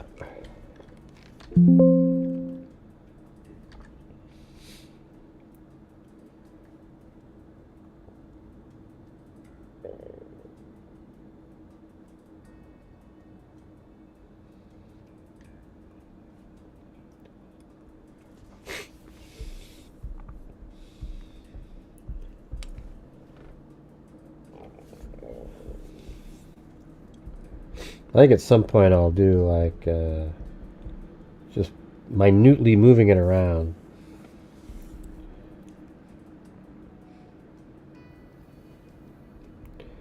Yeah, you can do a lot with it, but it got rid of the thing where you could animate, make an actual 3D video. I did that in the Jonathan Cruise case a long time ago.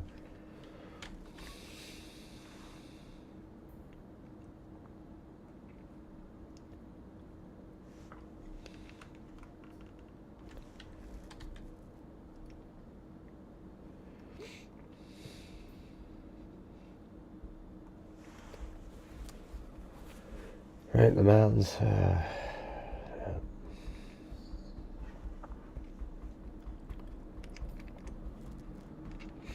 Well, anybody else want to get in on the spin for the notebook? If you do $5 super chat, you get a wedge put in there. You never know how it'll go.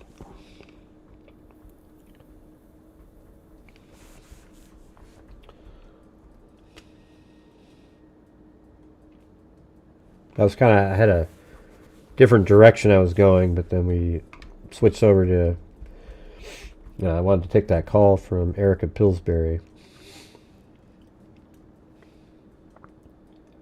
So.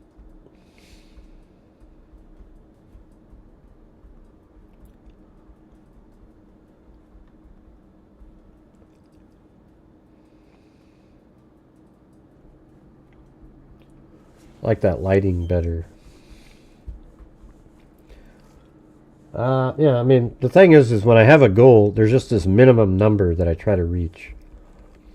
And when people say, hey, we reached the goal, it's like, some nights I want to beat the goal by a mile to make up for the nights where we didn't. So when I say, oh yeah, we reached the goal, and it's amazing how as soon as I say I reached the goal, then there isn't zero support after that. Okay, but there's certain nights where I try to at least get there, and then I donate my 5 memberships. But then there's some nights where it'd be nice to go way over, because the last 3 nights on here have been the 3 lowest nights of the month. So why? I don't know. No answer for it. So.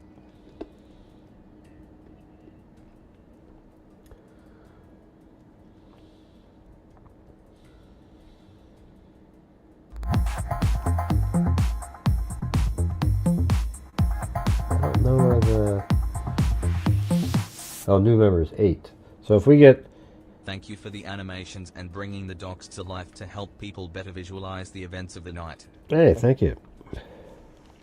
If we get 2 more memberships, I'll donate 5.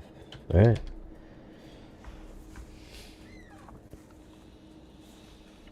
Or let me do the math on that again. That's more like 6.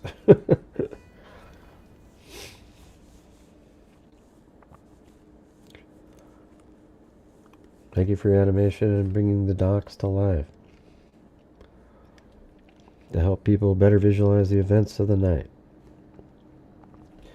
Yeah, it's amazing though how little value people seem to put on that stuff. They'd rather watch some clown ass video talking about, you know, a dog, you know, Murphy the dog, how it heard everything, and oh, it's the best witness out there. Right. Who cares? Dogs can't talk. You know what I mean?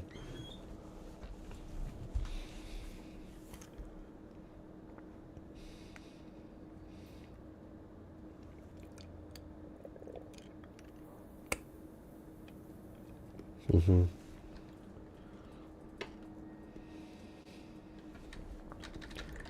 Here, maybe I'll just play the video, I guess, if we haven't seen it.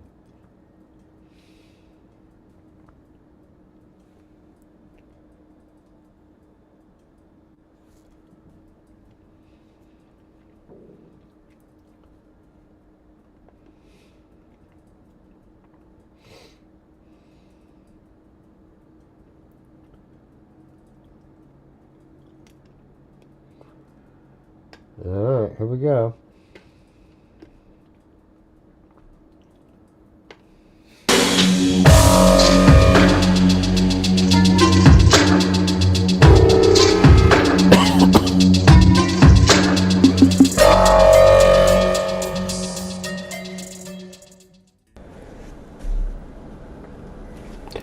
Hello, this is Gray Hughes of Gray Hughes Investigates on YouTube. Please hit that like button, share, and subscribe. Today's video is regarding the animation. Yeah, well, the video that I didn't review the video. I reviewed the text from the video, and I didn't mention the name. But people get really into that stuff. People are just sick, you know. I finally completed a first version of events. I'll probably work on another one at some point. And who knows, maybe 2 or 3 different versions. It just takes so long to do. Nobody knows exactly what happened in that house. I'm sure law enforcement has a pretty good idea, and I think they were pretty accurate in the Dateline episode, because the defense team and the judge seem to be angry that there's a leak. And they wouldn't be angry if it was all just false, totally random, bogus information that was put out. So what we're going to do is show these first 4 passes first, and then we'll get into the animation, sort of the flow of how this actually went down. So this is the pass number 1. It combines the surveillance camera from 1112 King Road, which is a house right next to 1122 King Road, where all 4 of the victims, Ethan Chapin, Xander Kernodle, Madison Mogan, and Kaylee Gonzalez, were all killed. It's right next to that. And so I used that camera and 1330 Linda Lane, and you can really piece together the movements of the white Elantra that's driving in the area, suspect vehicle 1. Now on pass number 1, the vehicle stops back here for over a minute. And from here, you can see right into Madison Mogan's room. There's a board on it, but that house right there, if the light was on, you could easily see into that room. And if you go back a little bit more to the left and park there, maybe on some of his scouting missions, you could see right into the room and likely even see if she came out of her bathroom, into her room, etc. All right, so the vehicle is about ready to take off here in a second. And this is my video. I went out there and filmed what I thought he was doing, and it turns out it's pretty dang accurate. I did this back in December of 2023. I think on the 27th, the house was torn down on the 28th. So right now, we're just about to get onto Queen Road from back behind the property there. So it's heading west on Queen Road, and then it's going to take a right on King Road. See that house right in front of us? That's 1119 King Road.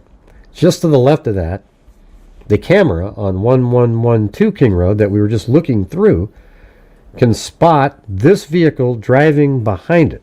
So, you know, if you pretend that this is Koberger's vehicle that we're in, and drives this way on Taylor Avenue, and then right now at that street sign becomes Walanta Drive, drives up here, and then just before the road curves right there, that's where the camera spots the Elantra driving back this direction.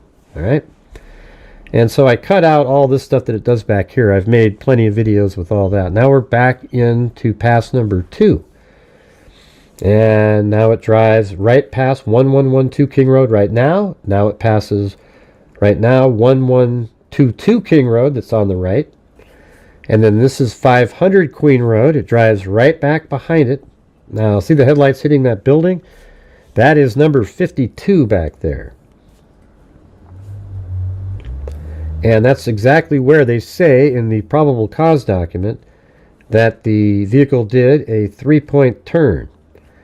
Now here it comes back, turning at this point, just like my video showed where I'm in the car driving. This is 1330 Linda Lane. And then it goes back around 500 Queen Road, which is represented right here in the video. This is exactly where that car would be going. And the headlights, again, at a certain point, you know, my headlights are different than an Elantra. But as the car turns right here, the headlights hit 1127. So that's right when the car is turning and hadn't parked yet. So I would say it takes, you know, between, you know, maybe 10, 12 seconds to park actually after turning there. I'm not sure why I said actually twice in a row there, but I did. It's probably the brain fog. So this is where he parks on pass number 2. And on pass number 2, he stays here for, I think it's like 20, 25 seconds or so. So it's not as long. And then takes off. And then you'll see the new footage that's out here from 1112 King Road. It'll film the car driving by pretty soon, like right around in this area, as it turns right onto King Road. There it is right there at 3:40 and 33 seconds. And then right here it turns. And then again it goes on to Taylor Avenue, then we'll launch a drive, and then the lights will be seen behind the 1119 King Road again. And I set it up where it's the timing is exactly accurate that you see on the screen to the location.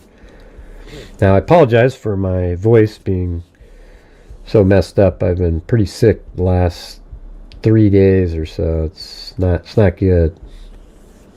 All right, so now we're on pass number 3.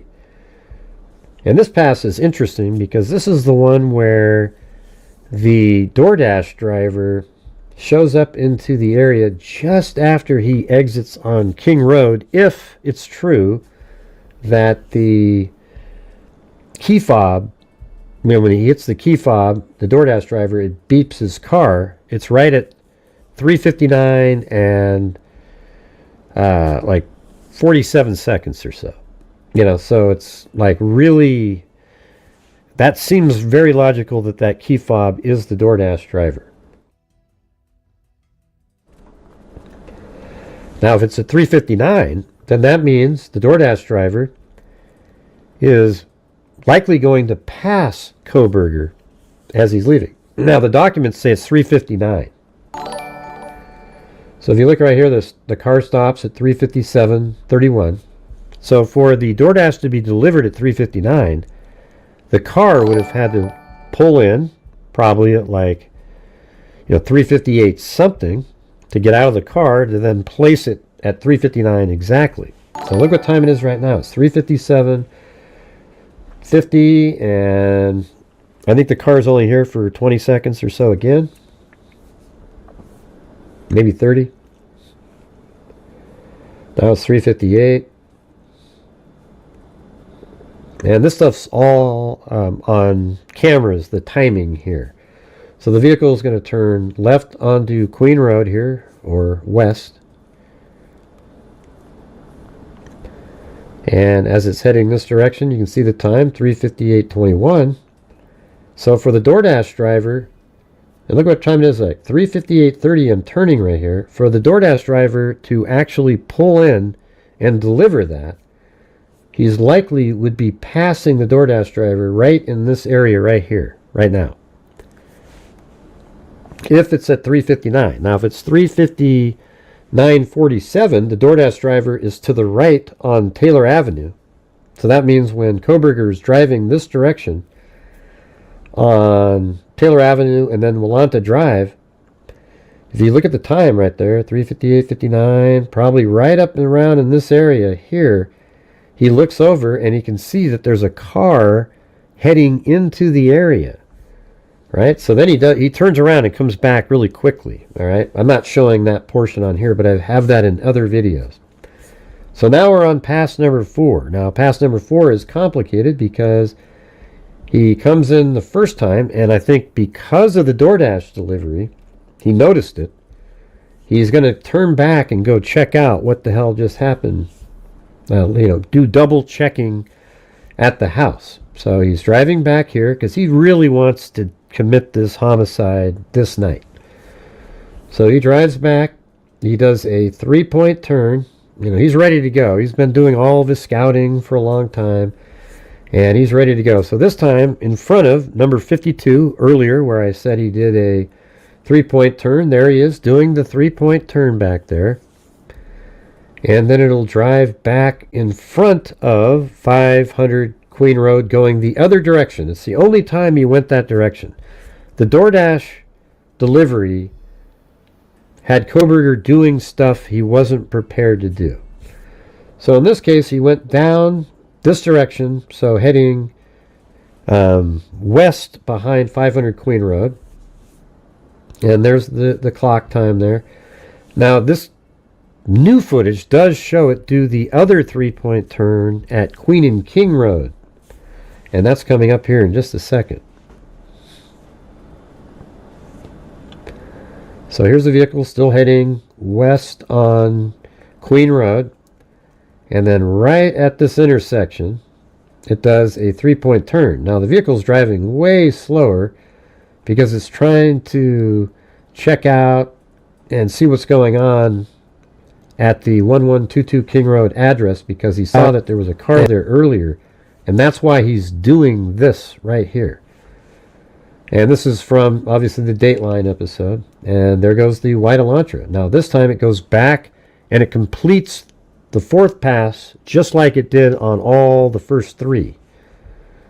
It just had that initial going back there, 3-point turn, and then going back, and then doing another 3-point turn, and now it's going back, and now it's completing it. And this time he's really ready to go. This last lap is much quicker than any of the others. And as you can see, he's going back behind 500 Queen Road, and will park back there for the final time ever. Like, he never went back there again. And so at 4:07 and 47 seconds is when the lights hit 1127. Probably parked around 4:08. And he might have even parked further down there. Once he knew he was ready to go, he probably wanted to put his car in a place where he could get out, get into his car, and take off. We don't get to know that because there's no surveillance cameras that would even show if his headlights were hitting that building in front of us, for example. So eventually he goes into the house. Now, I don't know what time he actually went in there, but here he is right here. So if you look right here, suspect exits kitchen and goes upstairs, passing Dylan Mortensen's room. It's right there on the left. Then he goes up the stairs. All right, then at the top of the stairs, the suspect turns right and heads towards Madison Mogan's room. And that's that room right there. And he goes in there, and the suspect begins attacking Madison, who likely was asleep, and Kaylee, who woke up during the attack of Madison. And I think he easily was able to take out Madison. Then Dylan hears sounds. She's laying on her bed. She hears sounds. She thinks it's somebody playing with a dog up there. There was no screaming sounds. I know a lot of people say there has to be screaming sounds, but no, there doesn't, man. That's in the movies. A lot of people believe that these movies are somehow indicative of reality. So here comes Xana Kernodle. So Xana heads to the kitchen to drop off her Jack-in-the-Box DoorDash bag after eating it. So I think this is around like 4:12 or 13, something like that. I think Kohberger spent time at his vehicle going outside, monitoring still, but also getting ready for blood spatter mitigation when he comes back. And there goes Xana into the kitchen, and perhaps she notices the sliding glass door was open because Kohberger had come in and likely left it open. And she's looking at it, but at that same time, there's still attack going on upstairs because apparently Kaylee was fighting back. And so Xana can maybe hear some noises up there, and I think somewhere around, right up in this area, is when Xana said, "Is there someone here?" as she goes up the stairs, all right? Is someone here? And then he probably heard that, and then he, I'm just putting in animation and stuff to fill in the gaps sometimes. So Xana's up there. Dylan comes out after she heard that question or that statement being made. And then Xana comes up, looks into the room, and maybe sees him and sort of like, whoa, whoa. And then he starts following her. Like at first she wasn't totally scared. Maybe she was just going to say, hey, there's somebody here. Now he's following her, and she's trying to make it back to her room, and he catches up to her. And then Dylan opens her door a second time when she heard crying from Kernodle's room.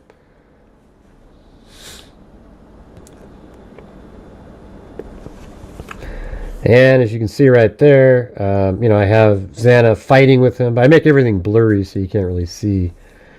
And I think, obviously I think Dylan's still hearing sounds. That's right then is when he cut the artery of Ethan, and now he's carving his legs or something. And then, as they said, he sat down. Maybe he was tired, they said.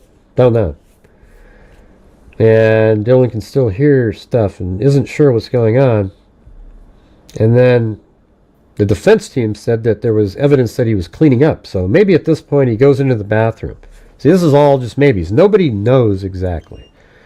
So he's cleaning his hands. Maybe he wants to have clean hands so when he exits the house, there's even a less chance of spreading any, DNA into his vehicle. And at this point, maybe Xana starts getting up and is making a noise like, what's going on? She just barely knows what's happening. And then he comes in and he attacks her again, but he says, "It's okay, I'm going to help you."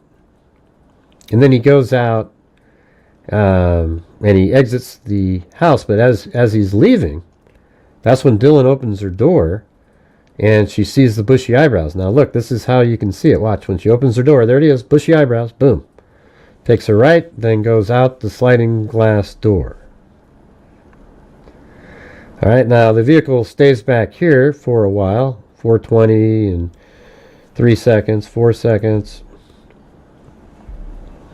And so probably even an extra 2 minutes. I think he left the house at 4:18. That's when the dog was barking, just before 4:18. So I think he was at his vehicle really hurrying to get his clothing off. He knows how important it is to mitigate the blood spatter into his vehicle, so he's really hustling and trying to get this done, but he's also nervous because the dog's barking and he wants to get out of there. So he finally gets it completed, because without completing that, he puts himself in forensic trouble. So he takes off at a high rate of speed, and then he passes that camera right here at 4:20 and 47 seconds, right there, and he zips out of there. All right, now after this, I'm going to play the entire animation with just music, and you can just watch it and leave a comment and let me know what you think. All right, so we're going to start that animation, and right now.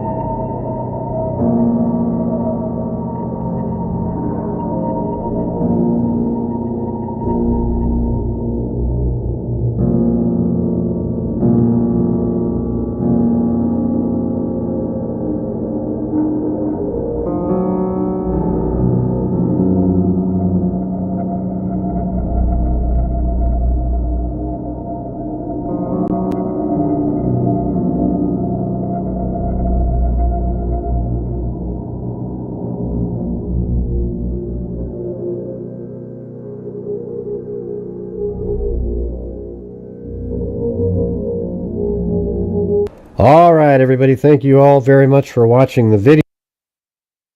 Yeah, I thought that was pretty good. I hope hopefully people watch it, you know. I was kind of locked in a trance watching it.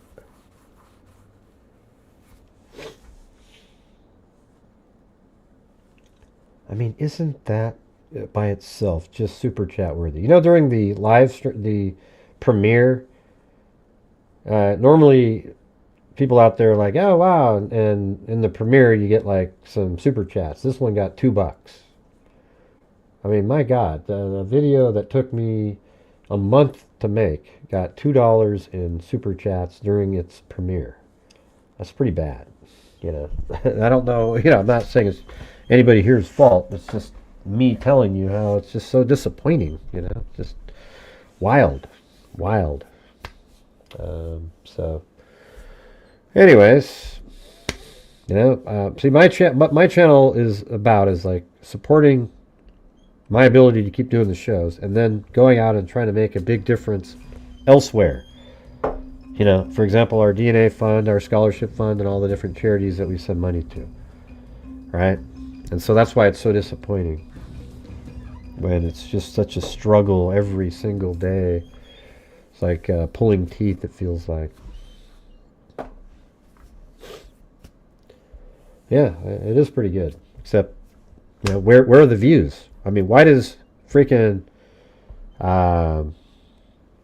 you know, Ashley Banfield put out just a mundane bullshit video about, oh, look at this, Koberger, boy, they're really going to...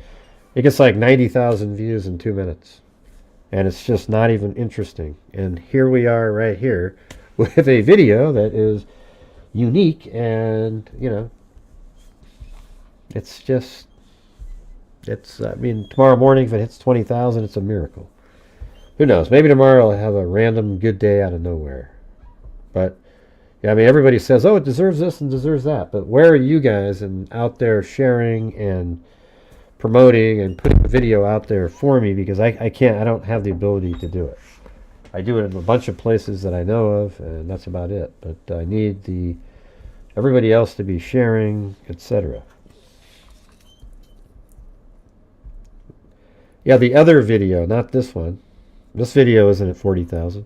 I did the one that was half the video, like just the first half, and that one's at 40. This one is at 14, and it's fading fast. The numbers are dropping. And this is the final version, so you would think that that would be better. Oh, well, thanks, Natalie. Yeah. Right. Well, sharing on Facebook only matters if you have a million, like 10,000 subs that watch everything that you do. But if you share on Facebook in a group that has a lot of people, then that helps too. But I don't know. I don't know. It makes me not want to spend another month making another program. Yeah. Me either, Cheryl. Me either. I don't understand why your channel isn't. Yeah. Excellent work, Gray. Well, thank you. My channel's pretty big. I mean, it's got 150-something thousand subscribers, but I think the reason it struggles is because there's these anti-my channel people who go out no matter where I go, and they paste comments and put comments, and then it creates this negative thing where people are like, oh, okay, I liked it, but it also comes down to I wasn't making a lot of videos, and thanks again there, Cheryl, very kind. I wasn't making a lot of videos are where you get your subscribers, right? Like today's video, I got 53 subscribers so far. The other video I put out, I got like 200. You know, and there's some videos I put out where I got 1,000 subscribers, but live streams they get like 2, if any. Sometimes you lose subscribers. So it's all those years I should have been making more, but it's just it is incredible that there's these YouTubers out there that do these live streams, and yeah, they've got these little flashy bullet points, but they can't think their way out of a shoebox. Like you listen to them, and they don't even know what they're doing with their little fake look of, you know, interest when somebody's talking. Their little yeah, every few moments, just so that you feel like they're actually paying attention. It's just bizarre, man. I mean, these people... But it just is what it is, you know. Maybe I'm just sort of like... I am who I am, so people just don't... You know, some people just don't like the way I am. You know, so I thank you guys for liking me for who I am and what I do and everything. And if you missed the beginning of the show, we were talking to... We're going to try to add some more Identifinders cases victims of a serial killer, Herb Bowmeister. There's a whole bunch of bones that need to be identified. And so I'm connecting the coroner with Dr. Colleen Fitzpatrick, and we'll see how that goes.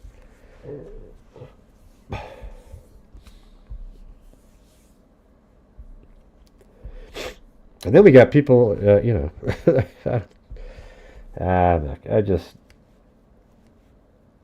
I'll just do my own thing.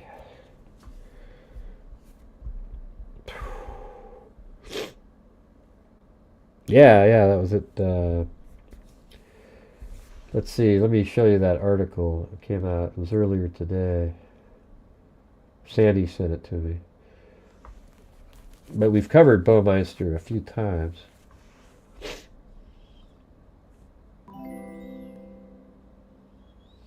It's not much. I'm a teacher. Bravo and thanks. Clapping hands emoji. Red heart emoji.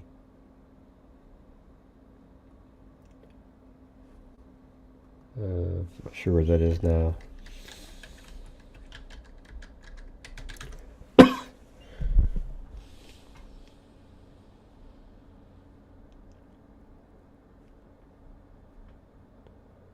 Tools.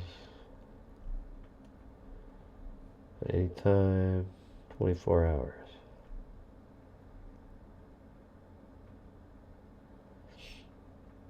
I don't know where the article is. I'd have to go open it up. Hey, thanks, Ida Montijo.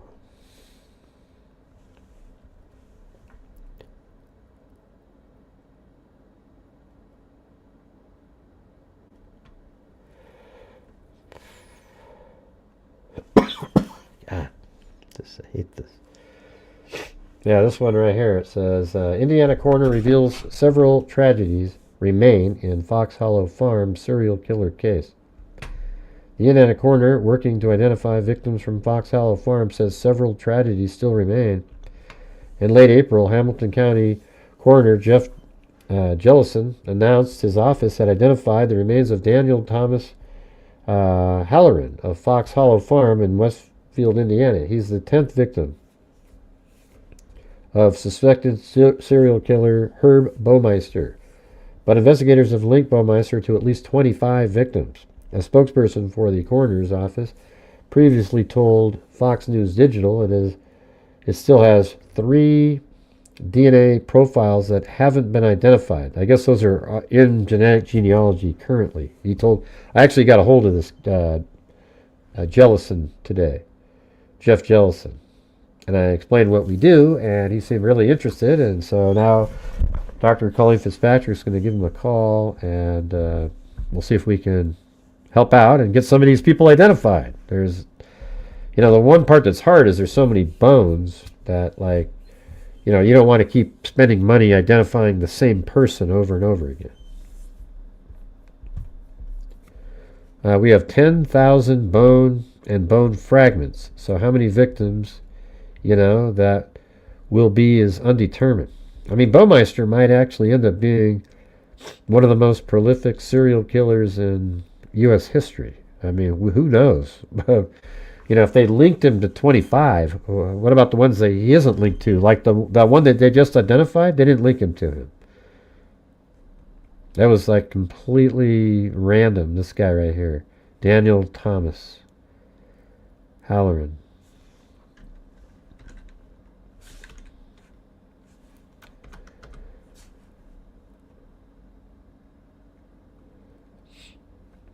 Yeah, see, that's Bowmeister. Look at that guy. Nearly 3 decades after thousands of pieces of human remains were found scattered at the Indiana farm of suspected serial killer Herb Bowmeister, another victim has his name back. Daniel Thomas Howerin is the 10th person to be identified. Bowmeister, who is considered one of America's most notorious serial killers, is believed to have killed at least 25 people between late 80s and 1990s. He lured the men to his 18-acre property known as Fox Hollow Farm, where he killed them and disposed of their remains on the vast grounds. More than 10,000 pieces of burnt bone fragments were recovered, but the identities of many of them have remained a mystery for decades. Howerin was identified through advanced forensic testing and genetic genealogy conducted by Othram Incorporated, a forensic genealogy lab in Texas. This is a significant development in our ongoing effort to provide answers to the families of those who went missing, Jellison said. We are grateful for the expertise of Othram and advances in forensic science that made this possible. But Jellison admitted to 13 News that Howerin's identity was a shock to investigators. He was an individual that was not on our radar, Jellison said. See, isn't that crazy? So out of the 25 that they think he's connected to, this will be one that they didn't have a clue. We didn't know anything about him. Nailing down his identity was complicated, he said, as Howerin had no living parents or siblings, but his mother had died of an overdose, and the coroner in Indianapolis had a DNA card for her, which they were able to do the comparison of DNA from the remains to the mother's DNA and lock in that identification. We went through most of the investigation without even knowing he had a daughter. Coral Howerin, 32, was just 2 years old when her father left, so she never knew him, she told 13 News. I feel kind of like I'm mourning, Coral said. All my life, I've kind of expected my dad to be around, and one day, hoping he'd come try to find me. She added that her mother even hired a private investigator at one point to try to find Howerin, but the family knew about Bowmeister and suspected he may have been responsible. Wow, that's weird. So the family suspected, but he was never on the radar. It makes me sick and weary to my stomach having to know my dad was brutally murdered, Coral said. It's hard. And for all the other victims out there, their families, I'm with them. I'm praying hard for them. Bowmeister went untraced for more than a decade. But when his 15-year-old son discovered some charred bone fragments and the human skulls in 1994, it all came crashing down. Police found the remains, including bone fragments, the skull, and teeth, 2 years later, after authorities searched the property while Bowmeister wasn't home and dug up the remains of several victims, leading to a warrant for his arrest. After police named Bowmeister as a suspect in 1996, he fled to Ontario, Canada, where he fatally shot himself. He was never charged with the murders and did not admit to any of the crime. Well, it's obvious, right? He didn't even admit to him in the note that he wrote. In 2022, Jellison announced his intention to identify all the remains. He said there could be as many as 25 additional people from Fox Hollow Farm. Now, with the identification of Howerin, 10 victims have been named, but at least 3 still remain a mystery. We now know we have 4 more people with Howerin and 3 unidentified DNA profiles. Yeah, and so I guess they're looking to identify even more, so we'll see how that goes. Crazy, right?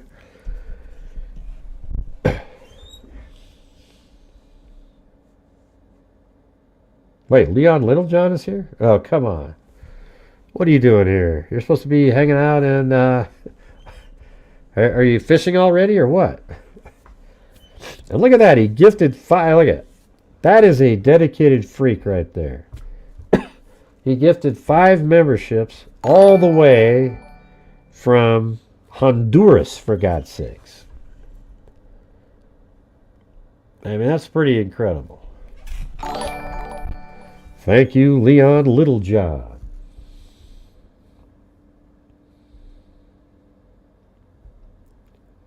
I don't know what you're talking about, Whaley.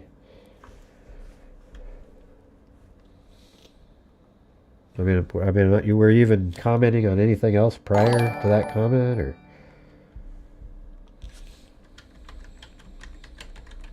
I don't remember that case. Is that something new or what? Is that a new case? When you say updates, what updates? I never even covered it.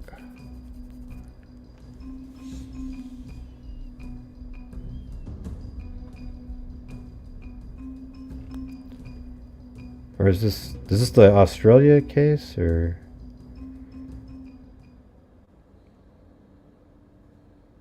I don't even know what case that is.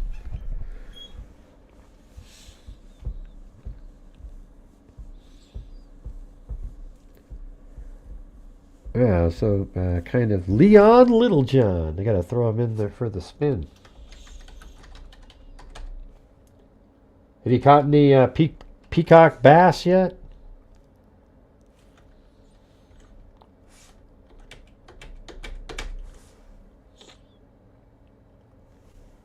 I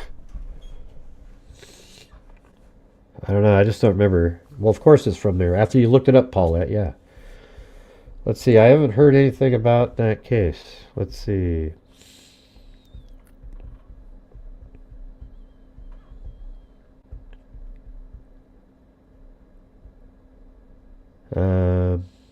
Yeah, something about Utah. I just don't remember covering that for some reason. God, my nose is just.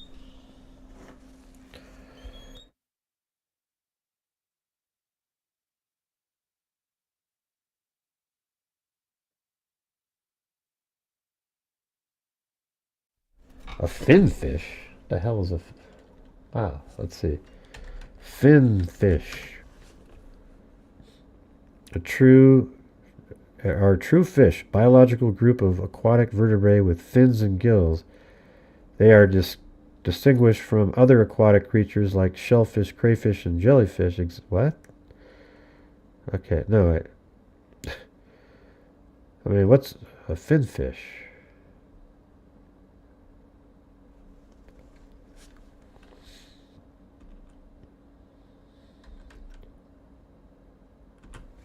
I don't even know what that is. What's a finfish?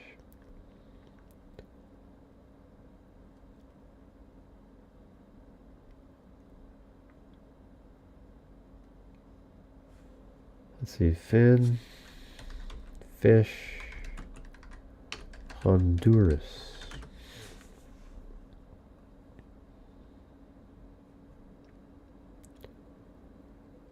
Browse all fish species in the... I don't know. I don't know if there's a fish called a finfish. I'm not sure.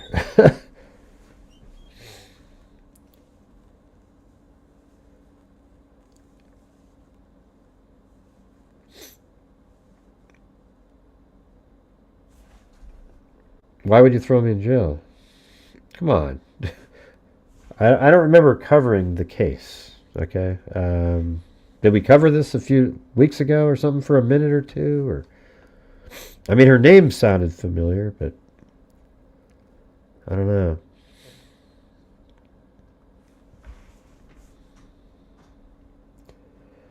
Tech Exec 35 groomed Alyssa, this is from today, on her secret iPad before she vanished without a trace, so why is he not in jail?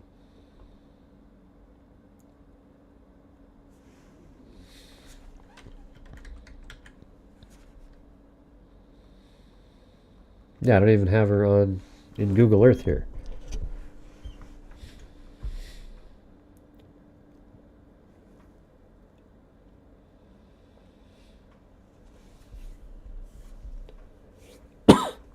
This is probably one somebody should have sent me.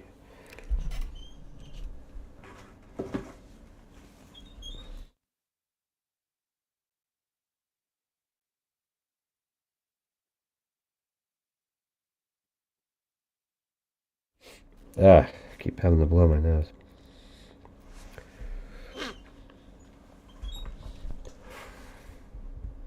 Oh, swordfish. Oh, okay. Wow, that's huge. Is that what you typed in? Did I just totally brain fog again?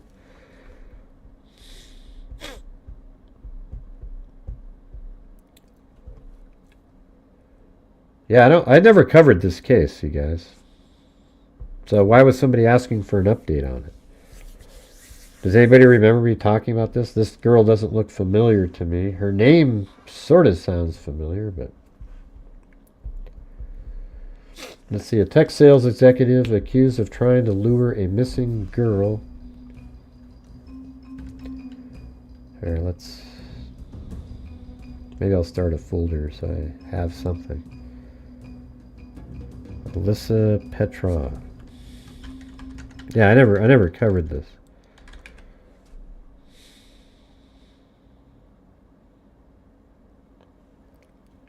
Yeah, send me a picture, Leon Littlejohn. And my email. A tarpon? You got a tarpon that was over 900 pounds? How's that even possible? Those things are... Well, they do get big, I know that, but...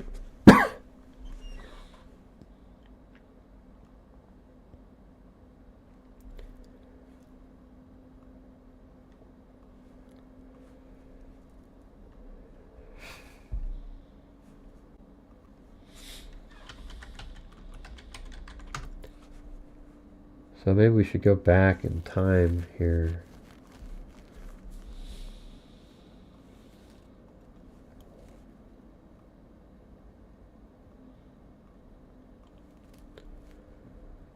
Family, please concern. Okay, I just got to do this the way I normally do it.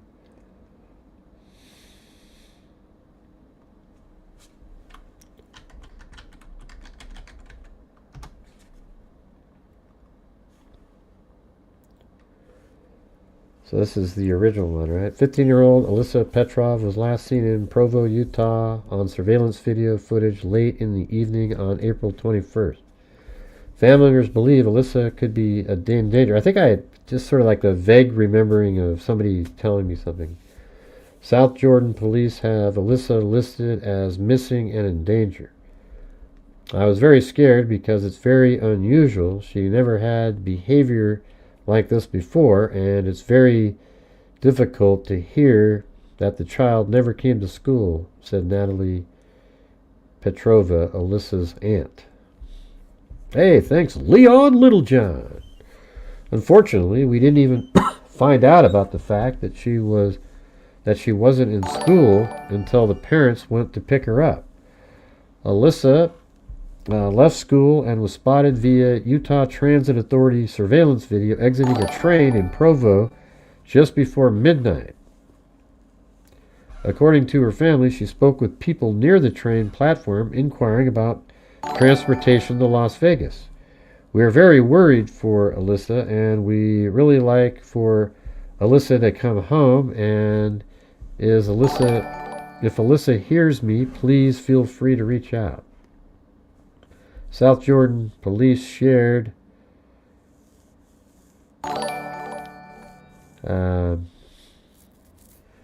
this on a public safety bulletin. Alyssa is believed to be attempting to meet individuals she met online using multiple social media platforms and chat applications. Oh, then maybe somebody did bring this up to me and said this is sort of similar to maybe... I don't know if it was Zozo or somebody said this. Maybe, no, I think that's the other case, but like Stephen Stearns or something. I don't know. So far, nobody has had any news from Alyssa since Monday. All right, so let's just kind of move forward to here. A tech sales executive accused of trying to lure a missing girl across the country for sex is still a free man despite sickening charges, and police won't say why. Matthew Nicholas Menard, 35, allegedly spent months grooming Alyssa Petrov, 15, so this guy's like Stearns here, after getting in contact via Instagram through her secret iPad. He slowly gained her trust, and police allege convinced her to send him nude photos and engage in, so it's like a combination of Stephen Stearns and Keegan Kline. He slowly gained her trust, and police alleged convinced her to send him nude photos and engage in perverted sexual fantasies before agreeing to meet in person. Alyssa suddenly disappeared from her school in Utah on April 21st, and messages between the two revealed that they had arranged to meet in Las Vegas. Police believe they never actually met, but Alyssa has not been seen or heard from since she was spotted asking for help to get a bus ticket to Las Vegas. Man, so some other person did something? Minard last week was charged with 2 counts of aggravated sexual exploitation of a minor, enticement of a minor, and 3 counts of criminal solicitation. So this is going to be like Delphi, where this other account that was trying to meet up with the girl doesn't meet up with the girl, but then this other person randomly shows up and kidnapped her. Police seized his phone at his home in Miami on April 30th, but he was never arrested, even after a search of his device allegedly uncovered disturbing messages. South Jordan Police in Utah, which is leading the case, told Daily Mail that Menard was not on the run but refused to say why he wasn't in custody, despite a no-bail warrant being filed by the Utah Attorney General. Actually, he's got bruises right there. The Miami Police Department refused to explain why Maynard was not in custody or even confirmed. South Jordan Police asked it to help. City of Miami PD is always willing to assist other agencies if the call upon us. If there was an investigation from the City of Miami, we would not share the information. Every other police agency in South Florida said they were not involved in the case, and the FBI said it was only helping in the search for Alyssa.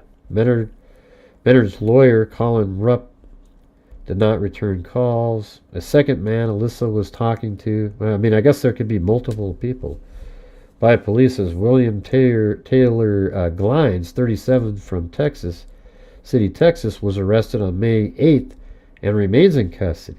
So there's all these people. So there must be these predator, like remember we were talking about on Telegram, how that one article on Telegram, how there's these places where there's all these guys and they're all talking to the same girl, and if they don't do something, they're going to...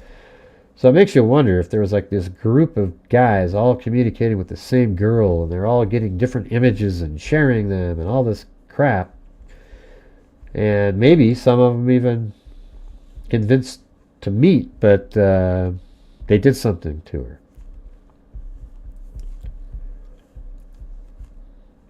A second man Alyssa was talking to, Taylor Glines. Maybe we should look that guy up.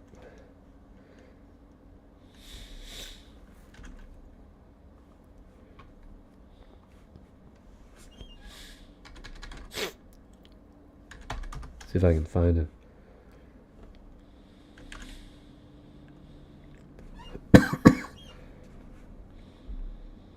Yeah, there he is right there. The first one that shows up.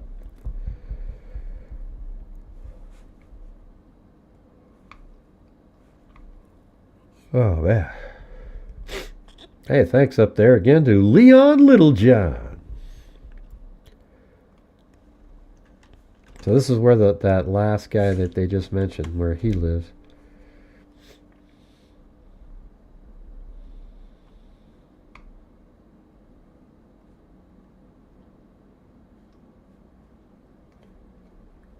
Right there. What the hell is that? Is that an apartment or? That's probably him walking right there in that picture.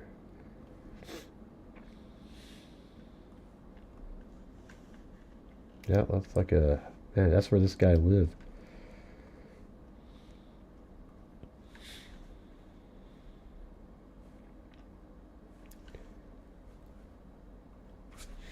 William T. Glines. Okay, let's get that guy in there. What's the previous guy that we were just talking about? His name is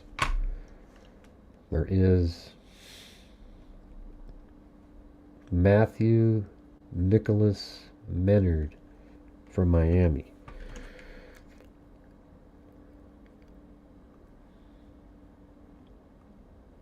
I use Ben Verified. I'm just getting these people. And how old is he? 35.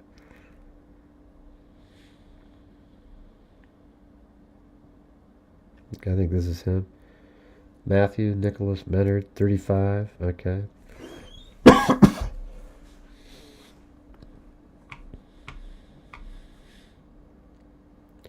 should probably look up some of these guys' emails. William T. Glines. That guy. Matthew Menard. Yeah, where does he live? 450.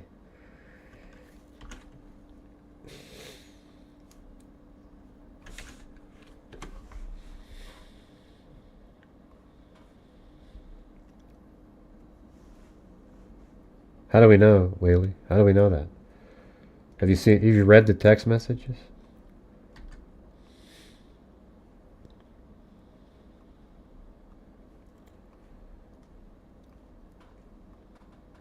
Come on.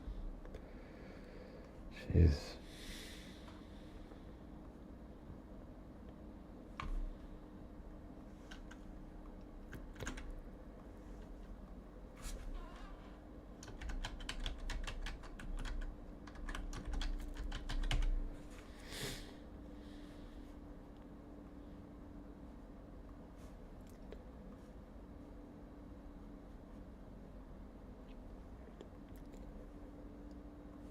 Alright, so he just lives in here, like some house hidden behind these. That's weird.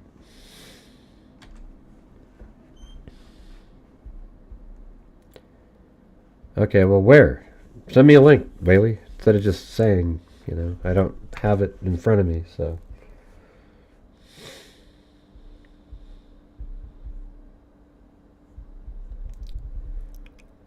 Let's see.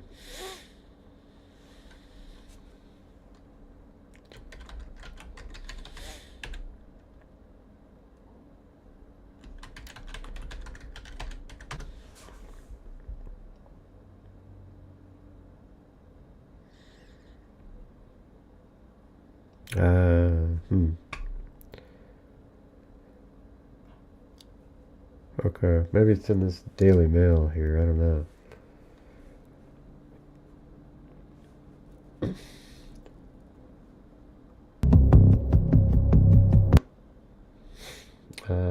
Olga and Nikolai Petrov did all they could to keep their daughter Alyssa safe from dangers lurking in the shadows.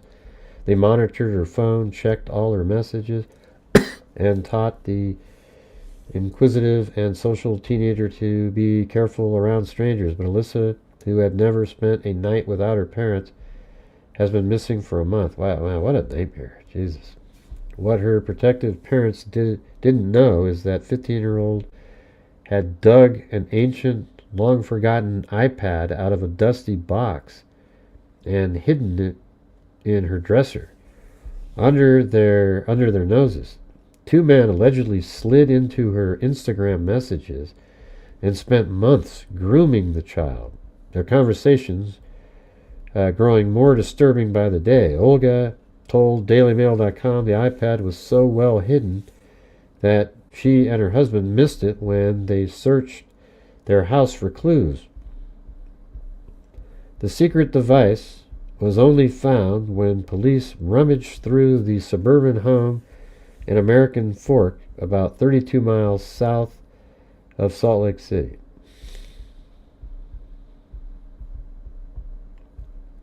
American Fork.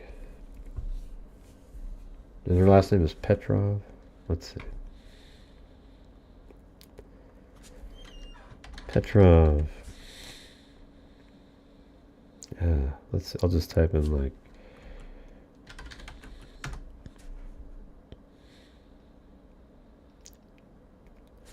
American Fork, Utah.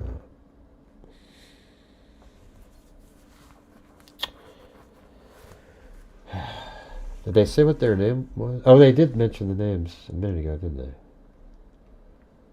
Olga. There we go.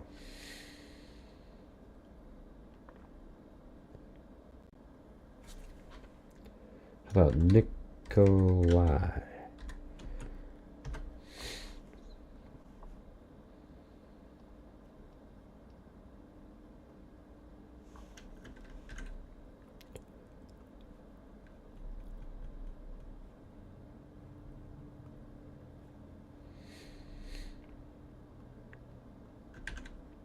Ah, Jesus. Nikolai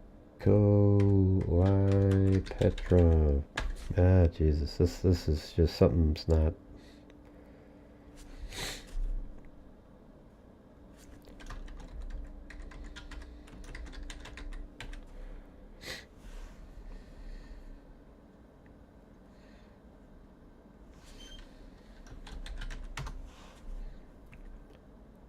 Utah.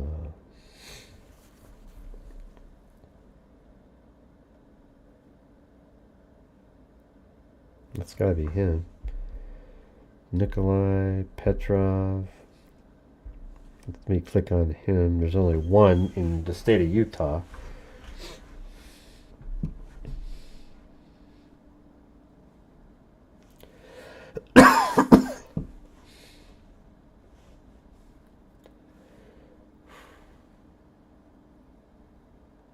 South Jordan. Let me just see if it has the same wife. Olga. That's it. Yeah. It's the right person.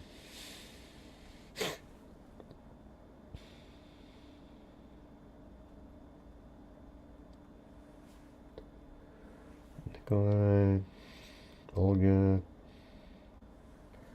And they said they live in South Jordan, though. Not, maybe that's an area. Like, what's this place? American Fork. Is South Jordan an American Fork? Or what?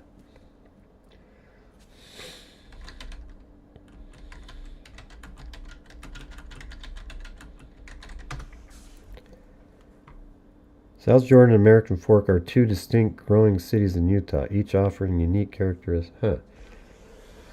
So they're not the same place. But I found the right person, though.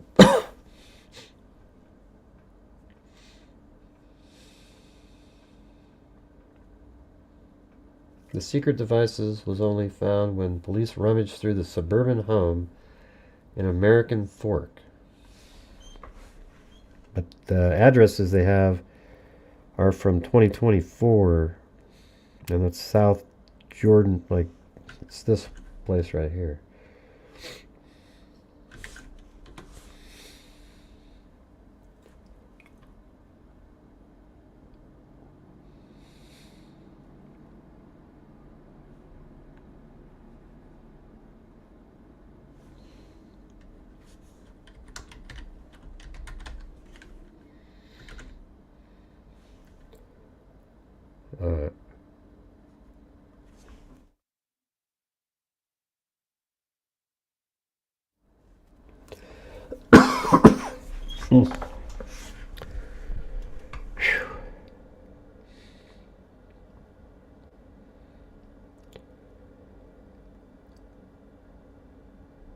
So I guess that they haven't lived there very long, I would imagine.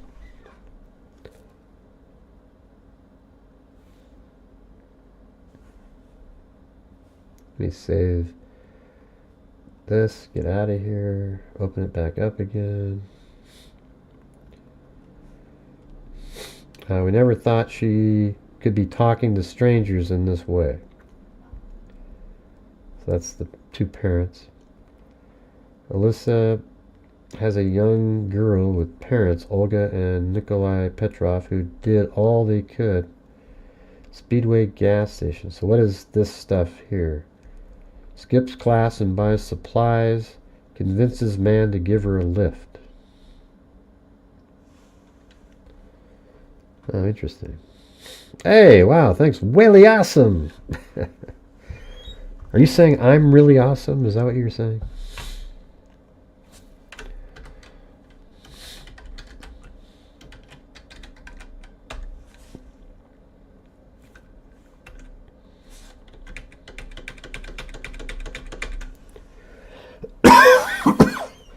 I'm just still sick. Yeah, well, I don't know if you've ever been around, but my wife was sick. I thought I'm not, I didn't think I was going to get sick, but I got whatever she got. But I'm better than I was yesterday, I think.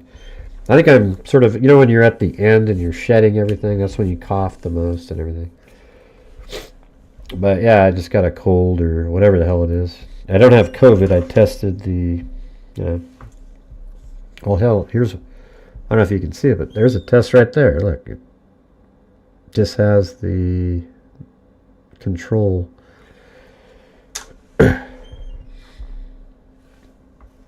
Well, this one's pretty interesting. I probably should have been, didn't even know about it. I mean, I think Zozo probably told me about it at one point, but I just was on other things. No, he's still on his trip, Jet Set Jay. That's what the cool part is. He's in Honduras as we speak, and he's still hanging out with the freaks. Now, thanks up there, Whaley Awesome. Yeah. Let's see. This has a young girl with her parents, Olga and Nikolai. All right, Speedway gas station in American Fork. All right. Let's get this all mapped out like we normally do, okay, you guys?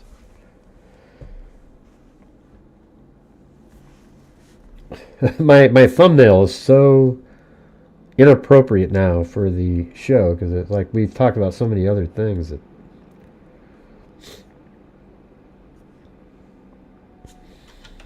American Fork, Utah.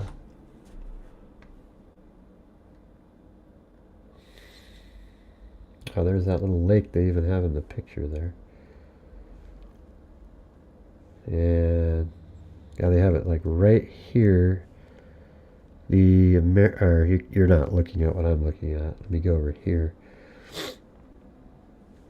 Speedway gas station.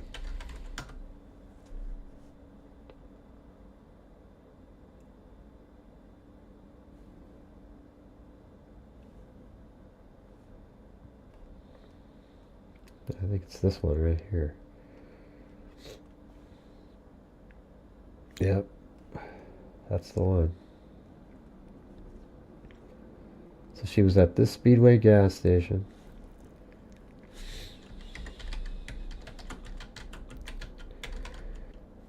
And it says that she skips class and buys supplies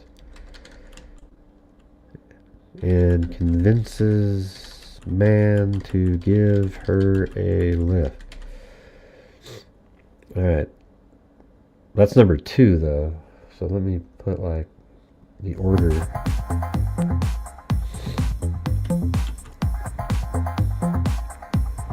Since Giga Jenkins when you debunked all the YouTube videos. No, but I've been watching you since Giga Jenkins when you debunked all of YouTube videos. You're still the best of the rest. TKX for all of your work and donations. Well, thank you. But don't you know? You've been misled, man. I work for the CIA, okay? I work for the government, and I put out only the narrative that the government says at all times to throw people off. That's what I've been told anyways. There's a whole growing number of people who actually believe that. Hey, thanks Leon Littlejohn again.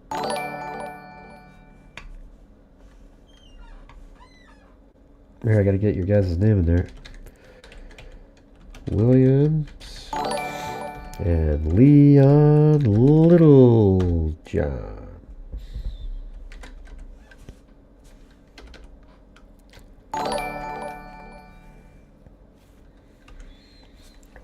Two, three, four. Yes, you guys, I'm a DC agent. Oh, yeah. What they do is they go, Gray, we're really struggling with this one. A lot of the people in the public, this is what they believe. We need you, Gray, to get out there and put out the narrative that the state has it all figured out. We don't know what the hell we're doing, so We just want you to tell everybody that. But Gray. Alright, back to this. Number 1, Canyon Grove Academy dropped off at school. That's not really far away from there. I think it's right here. That's her school. Right here, so.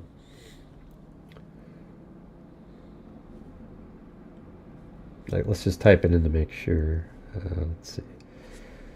Canyon Grove Academy. I guess not. That's so weird. Their arrow points to the same. Oh wait, no, they didn't. They didn't do that. It looked exactly the same though, other than just the coloring on one building.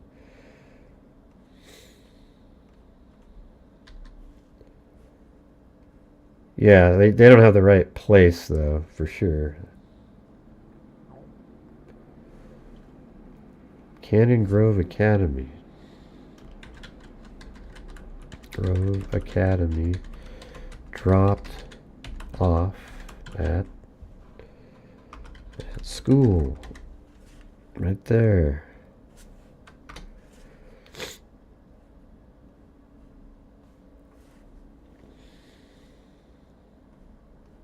So it's not right next to, they have it wrong on Daily Mail here. They do have an arrow pointing way over here. They say Speedway gas station. But they make it seem like that Speedway gas station is right next to Canyon Grove Academy, which isn't that.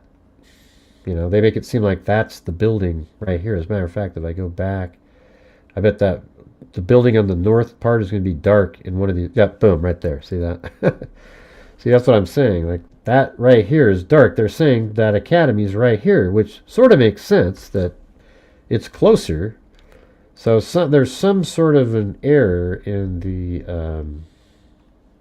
whatever they have in that document or this article, because that academy is actually up here.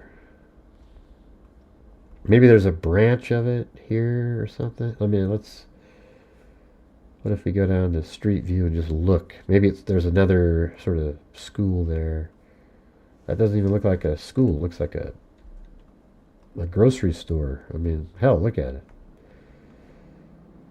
Yeah, it's a distribution or something. It has nothing to do with it. So that's an error. That's why you gotta, like, when you're using Daily Mail, it's like 90%, you know. Okay, American Fork train station. American Fork train station. Yep, that's right over here.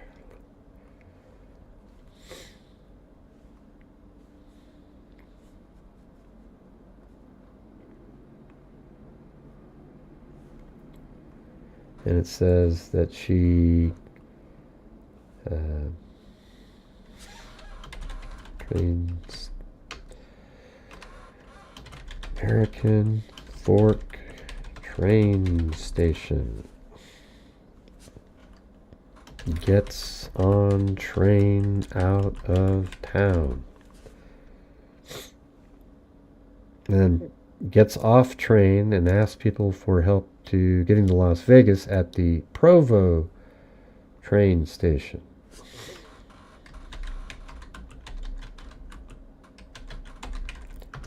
I'm not sure what you're trying to tell me, Lainey. What are you giving me there, Lainey? Like, what's the address for?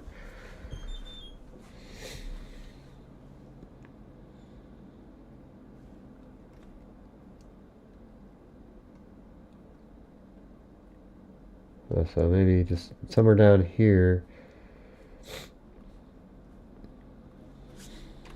Provo train station. It gets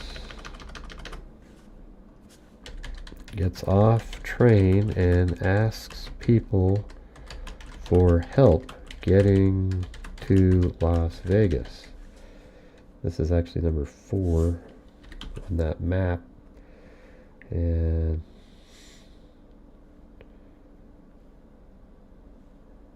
this one should be number 1.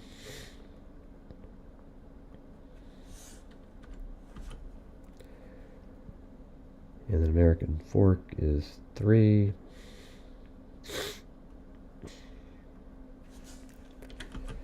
There we go.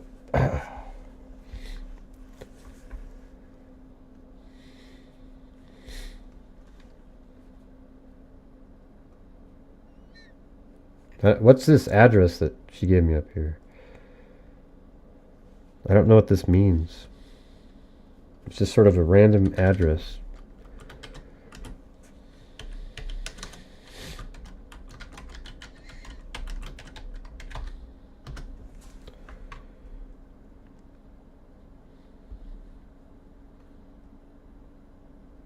I already have that. Yeah,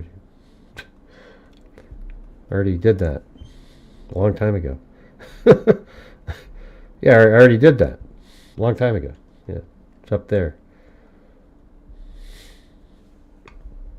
All right. Let's see.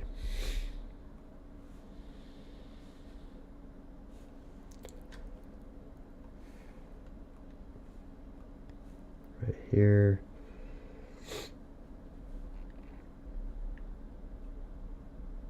Olga said that the device was about 8 years old, a first generation iPad Pro. They only kept it because it had only family photos and soon forgot they still owned. I didn't even know where that would be, probably in some boxes with old stuff. Nobody used it for many years. Now and then, for some reason, she started to use it, she said. Sickening police files detailed how the alleged pedophiles slowly gained Alyssa's trust and convinced her to send them nude photos. I mean, these guys they're all the same, man.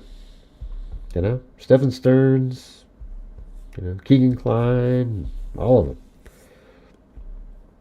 Nude photos and engaged in perverted sexual fantasies. Eventually, one of them, identified by police as Matthew Nicholas Menard, 35, arranged to meet her in Las Vegas and then fly to his home in Miami, where he allegedly planned to do unspeakable acts. Alyssa was dropped off at her school, Canyon Grove Academy, but instead of going to class, she bought supplies at a nearby gas station and convinced a man there to drive her to the local train station. She got off the train in Provo, the end of the line about 14 miles south of American Fork, and asked multiple people to help her get a bus ticket to Las Vegas.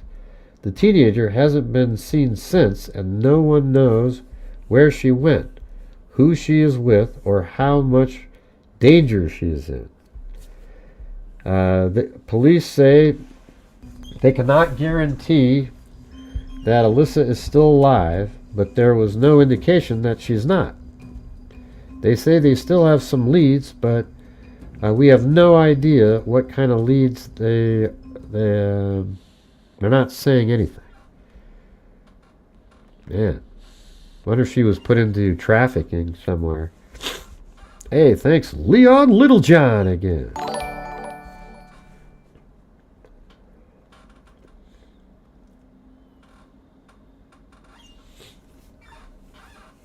I don't think is there any mods here right now? I can't see any. Oh, way up there. Wow.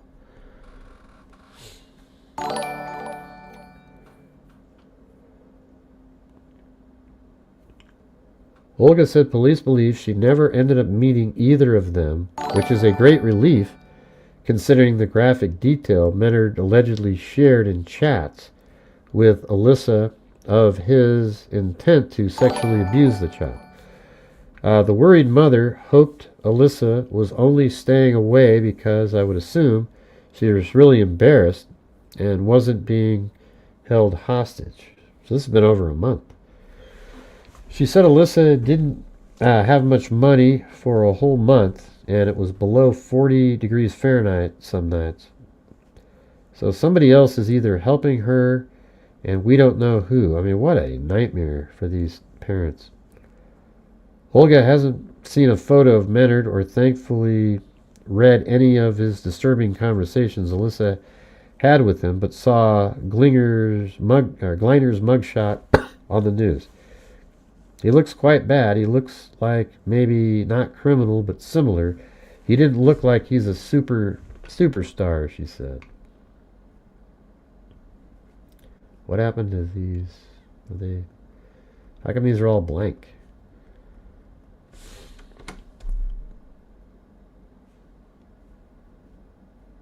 Are we still here? Like the internet just went bad.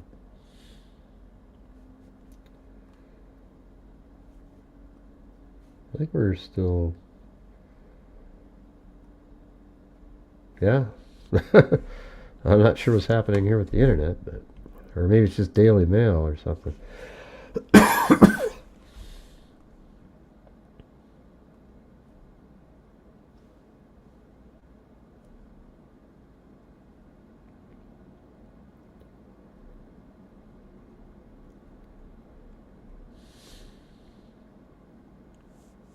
Meets Matthew Menard on his work trip. Well, he didn't meet her, though, right? She did not meet him. Tried to go to Las Vegas to meet one of the alleged pedophiles. I guess technically they're not pedophiles. They're... I'm not sure what you call them. Olga said the device was about 8 years old. We already read that. What about... Okay, these are different pictures. Instead of going to class, Alyssa went to a nearby convenience store and bought supplies, which was caught on CCTV, then got on a UTA train to Provo. And I guess that's her buying the supplies. She was spotted on surveillance footage.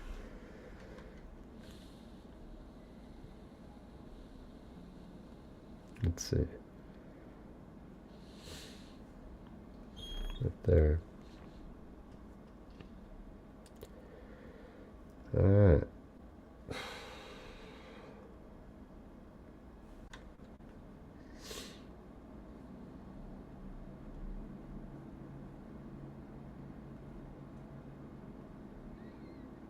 What the hell? Jesus. What made her want to keep emailing that guy? Holy shit. I mean, that would have confused Dylan Mortensen. She would have saw this bushy eyebrow, and there's another one like 4 inches below the other.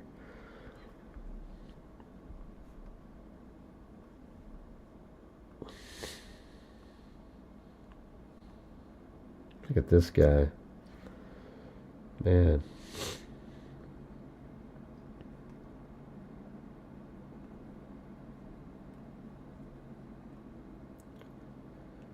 Alyssa was very trusting of people.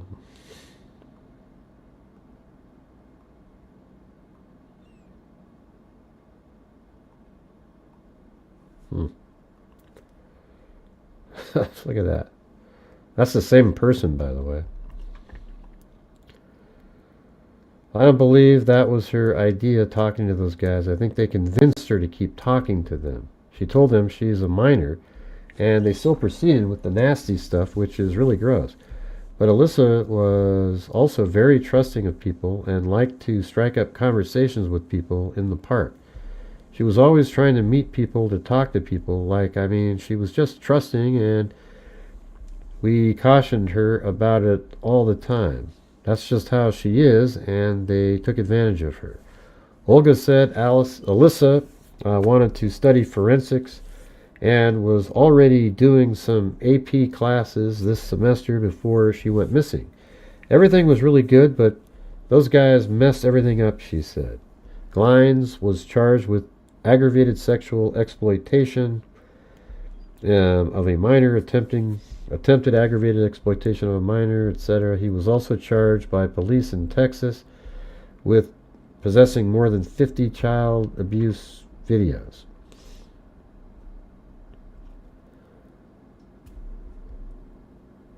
This is just nuts. All right, I think I'm gonna try to look up. I've got this stuff. I'm not gonna show it on the screen, but this website that I use sometimes. Just want to look up this Menard guy. Grab his email account and phone numbers and see what it shows, because these guys will always show up on there. I bet you anything that he has a Telegram account. How much you want to bet?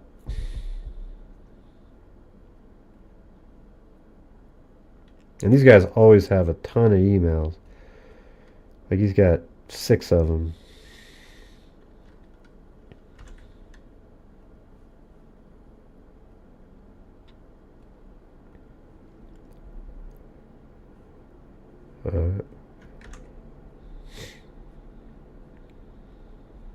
Let's see.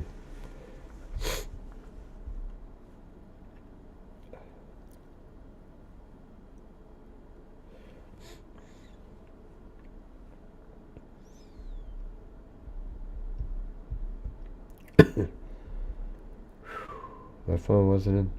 Hey, send me a picture, Leon Littlejohn.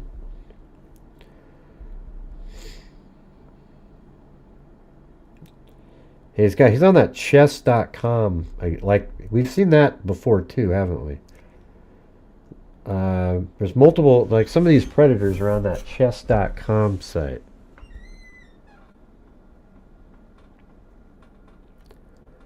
So he's got that his emails associated with chess.com, Pandora, Skype, that's used by predators a lot. Cash App, he's got, that's pretty normal though.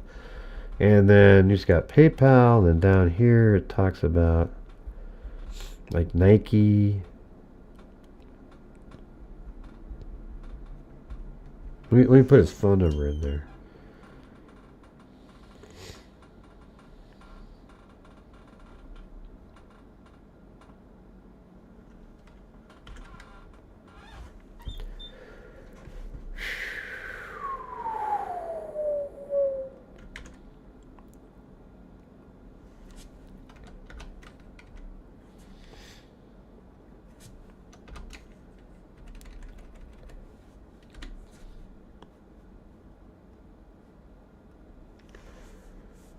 Alright, there we go.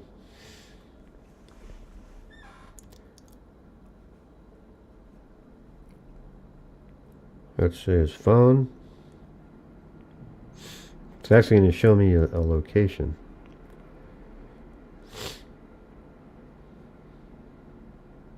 Oh, there it is. Telegram. Boom. Nailed it. Look at that right there. Can I get a boom? Right there. Telegram. I knew it. His phone is connected to that.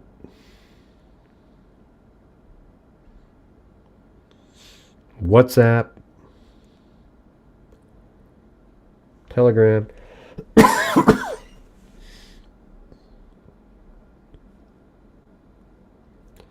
And it has them located in, I mean, I'm not sure when that was, but that's somebody else. Interesting.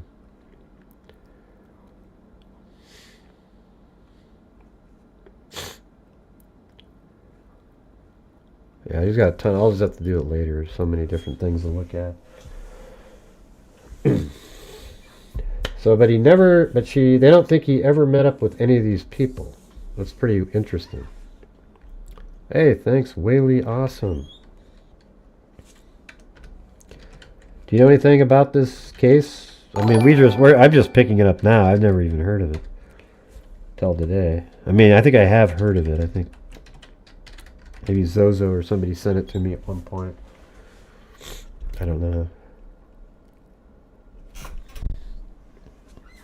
Whenever I'm doing one of those animations or something like that, I just have to keep staying focused on it, or it'll never get done. You know what I need is another one of my vapor, one of these lozenges, whatever the hell you call them. They work pretty good.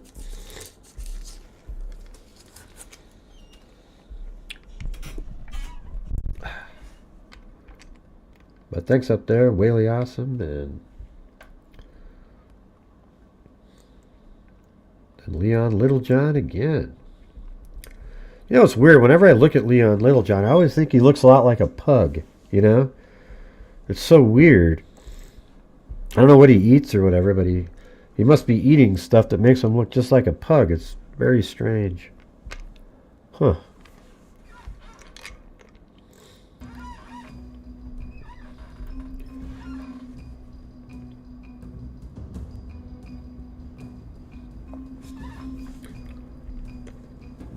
I'm in no rush to go to Utah anytime soon. Right.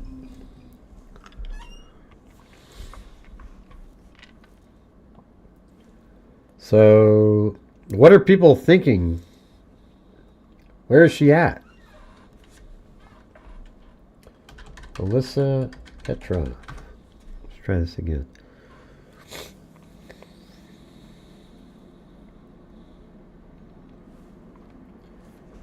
KUTV. South Jordan police have identified a third man. Oh, look at this. Who has been chatting with 15-year-old Alyssa Petrov before her disappearance. The last message sent from the juvenile to Samuel Mitchell was 4:19 at 12:34 a.m. Wow, so how does that work with the dates? Alyssa, who never, for a month after suddenly running away on Utah on April 21st. So now we've got another person to Samuel.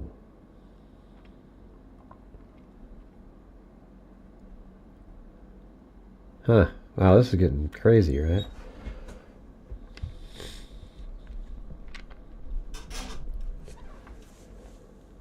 I know it's Ruckus. I was joking. His name is Ruckus. I like pugs. Yeah. I always like girls like and they have a really great disposition. They're never mean or mad at anybody. They just walk around and they sound like me right now, as a matter of fact. South Jordan police have identified a third man who had been chatting with 15-year-old Alyssa Petrov before her disappearance.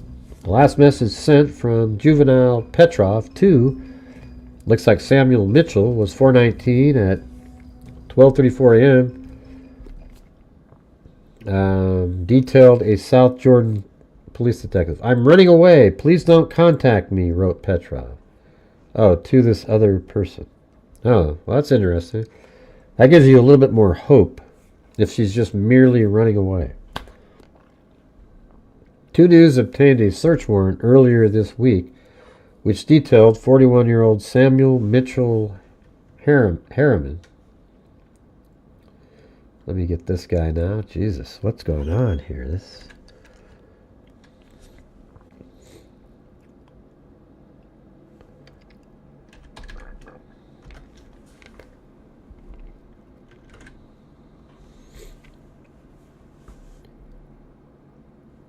Yeah, there he is. This says Samuel. Oh, that's pretty gross. Oh, yeah, I mean, I don't know if I want to put what his name is on Ben Verified. I don't know if that's legit or not. Samuel Mitchell. It's the right guy, 41 years old, but the middle name, it starts with a T, but it looks like it's a reference to something. You guys want me to type in the word in the chat? I'll do it, but I don't even know where I am. Where is this? Here, I'll show you. Do you want me to type the word in the chat that's the middle name? So it says Samuel, and then that's the middle name right here, but just spelled differently than what he probably really means. See that? That's pretty strange. That's what his middle name is on Ben Verified, and that kind of proves that that's the person.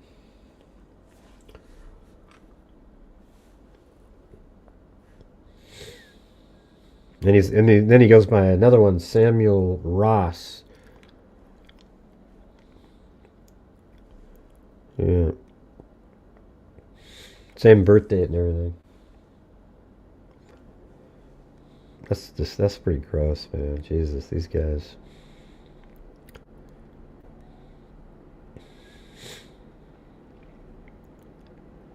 I'll put him over there too. Court records.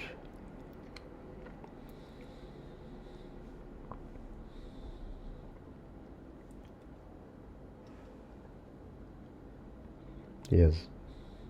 Just a speeding.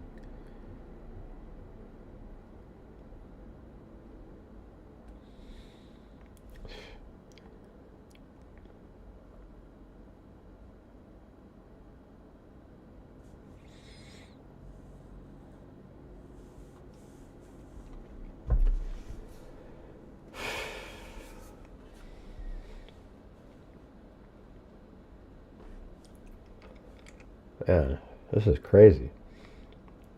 I know he put it there as his middle name. Can you believe that?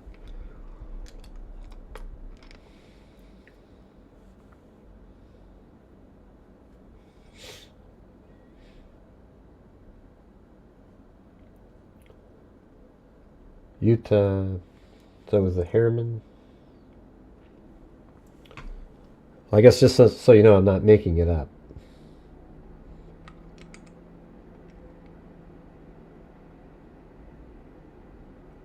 See, that's what his name is right there. And that person is in Harriman, Utah. So that's the right guy. Let me put his address in here.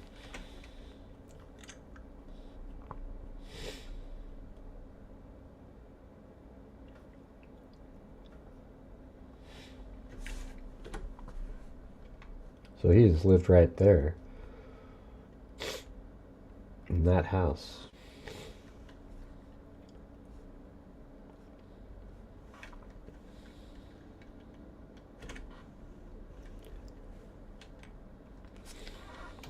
Samuel Mitchell.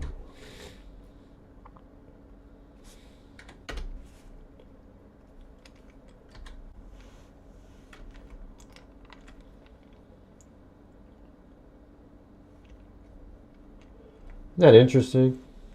He's got one of those houses that isn't really part of the... Everything else is kind of its own little secluded place. I don't know where my screen is right now. I can't see any of you guys.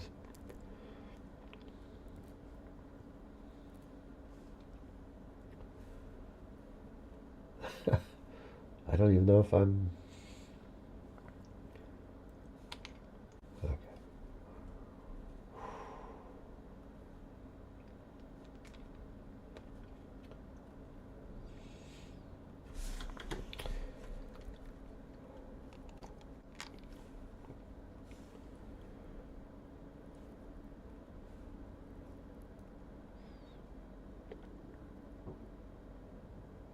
I don't know. I don't know where my stream is. I have to go to StreamYards and hope I'm not doubling up again. Must have been on a window and I closed it down.